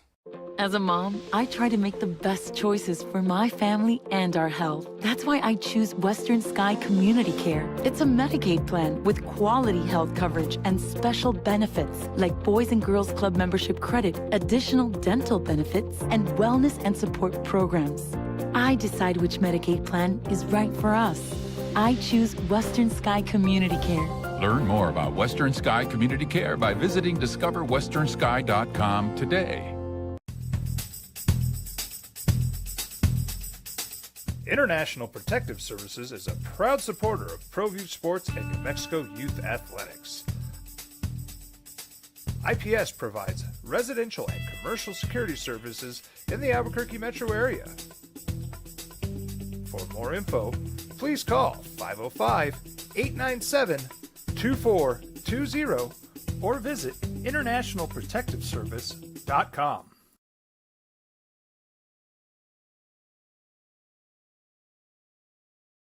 We would like to thank the following sponsors for making this broadcast possible. We fight the battles no one hears about. We drop into the middle of firefights to rescue others. And act as one-man air traffic control towers. We're the ones who go before all others.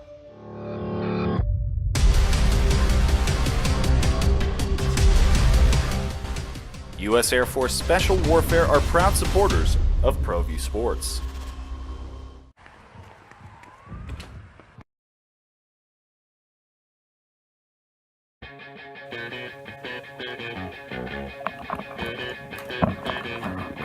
We're talking about underrated players. Now, I know a lot of the stories I hear, it's firsthand, coming from our quarterback, Ned James, when he was an assistant coach with the Tennessee Titans. But Steve McNair is a dude that feels like he doesn't get the credit he deserves. When you look at the last, would you say 20 years is like a generation? Like the Tom Brady, Peyton Manning, the Aaron Rodgers, you know, sprinkling in Brett Favre in there. It feels like Steve McNair is a dude who is not appreciated for what he did. Because you look at those early 2000s Tennessee teams. Now, they had the 99 Super Bowl where they come up short against the Rams. But, you know, our last guest, Aaron Kenny, you know, he got drafted in 2000. He was a part of that kind of run from like 2000, 2006, 2007. They're Tennessee. You know, they were competitive. Got to the playoffs, won some divisions. But Steve McNair was just built different. And I think he's one of those quarterbacks that, of that era, probably doesn't get as much attention as he deserves. Because I think a lot of people, you know, Steve McNair, of course, the tragic ending to his life, but when you go to his football career, It was something else. J.J. Buck, DC, our quarterback, Ned James. And I know, Ned, you talk about this Steve McNair, how he would just wow you. Like the things that he was able to do as a quarterback. But I came a long way on Steve McNair. I knew him when he was coming out of high school because I coached his brother in the World Football League. That's what's making me feel old right now. But, he was really just that dude. Like I used to tell my buddies, we won't ever win a game. The guy never practiced because he was so banged up. But the guy would just post up every game day and would just wow you, just with comeback wins, just with just phenomenal feats of athleticism and strength and courage. And he's one of those guys. And we talked about it. I remember once he got released and went to the Baltimore Ravens, one of the guy we really respected as a coach on our staff said, Ned, he's a Hall of Famer, isn't he? But he would say, they would say it with the hesitation, like, well, isn't it? Because they couldn't really believe that he had done so much and how he did it, and just how if people would recognize what he had done and how he had did it.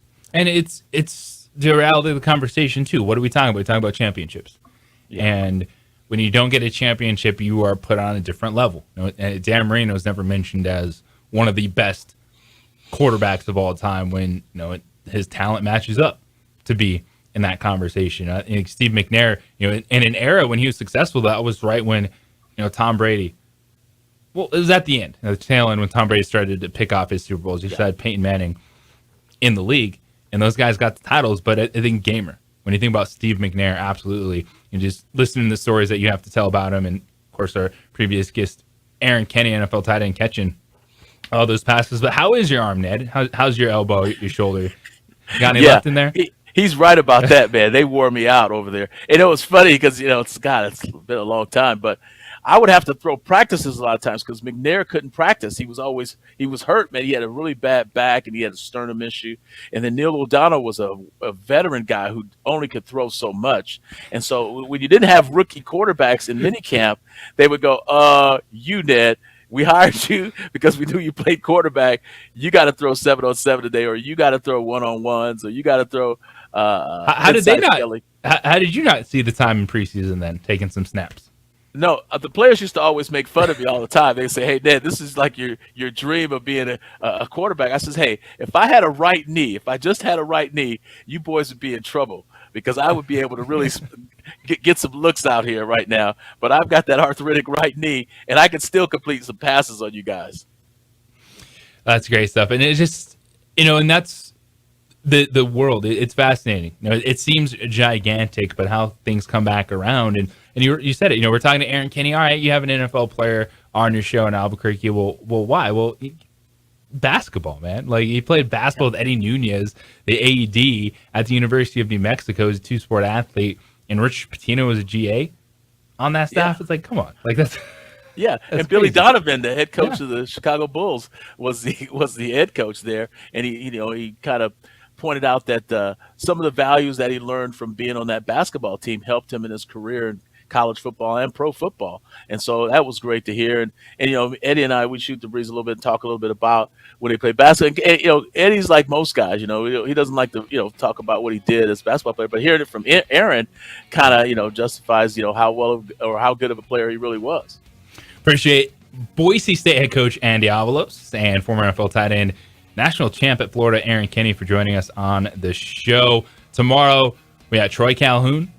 We'll be talking with another former NFL player. This time we're going offensive line. We're talking offensive tackles and trying to block some of the best pass rushers in NFL history. And, of course, our man Ned James back with us. Always appreciate you, Ned. Thank you so much for hanging out with us. DC, great work. Adrian, looking good as it does. We got the Jim Rome Show coming up next. Colin Cowherd at 1. The boys 2 men on with you at 4 o'clock. And don't forget, give us your name. All you got to do, 505-246-0610. Your name, register. You can win a free round of Golf Friday at Sandia Foursome. You and your crew.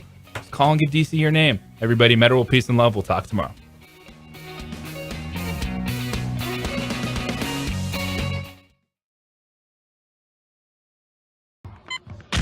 These are more than just the sounds of a safe place to go after school. These are the sounds of interest being ignited and of mentors making an impact. At Boys and Girls Clubs, we don't do just one thing. We do whatever it takes to meet the needs of every kid who comes through those doors. Because whatever it takes is what it takes to build great futures. Great futures start here.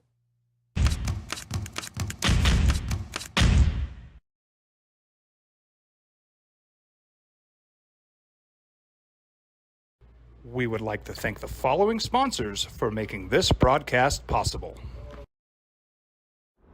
Hi everyone, my name is Master Sergeant Jacob Groves. I am a Air Force Special Warfare Pararescueman. Air Force Special Warfare are proud supporters of ProView Network and New Mexico Youth Sports.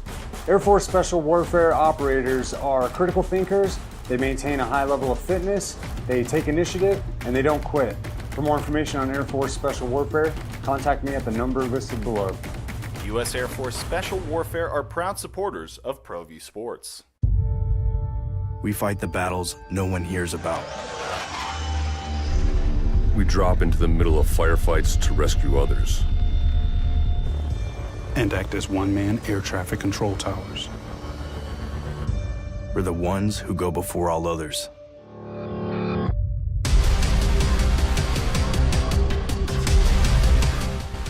U.S. Air Force Special Warfare are proud supporters of ProView Sports.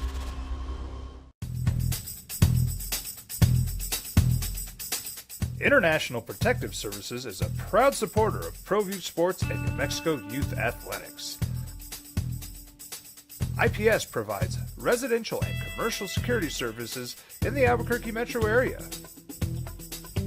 For more info, please call 505-897-2420 or visit internationalprotectiveservice.com. Well, I'm going to the frontier, walking to the cashier, order up a root beer and a number one. Cover it with green stuff, one scoop is not enough. Find a booth is real tough, back by the Duke. Meet my family, meet my friends in the quirkiest restaurant I have ever been. All of Albuquerque's favorite spot, it's the Frontier Restaurant. The Frontier Restaurant is a proud supporter of ProView Networks. These are more than just the sounds of a safe place to go after school. These are the sounds of interest being ignited and of mentors making an impact. At Boys and Girls Clubs, we don't do just one thing. We do whatever it takes to meet the needs of every kid who comes through those doors. Because whatever it takes is what it takes to build great futures. Great futures start here.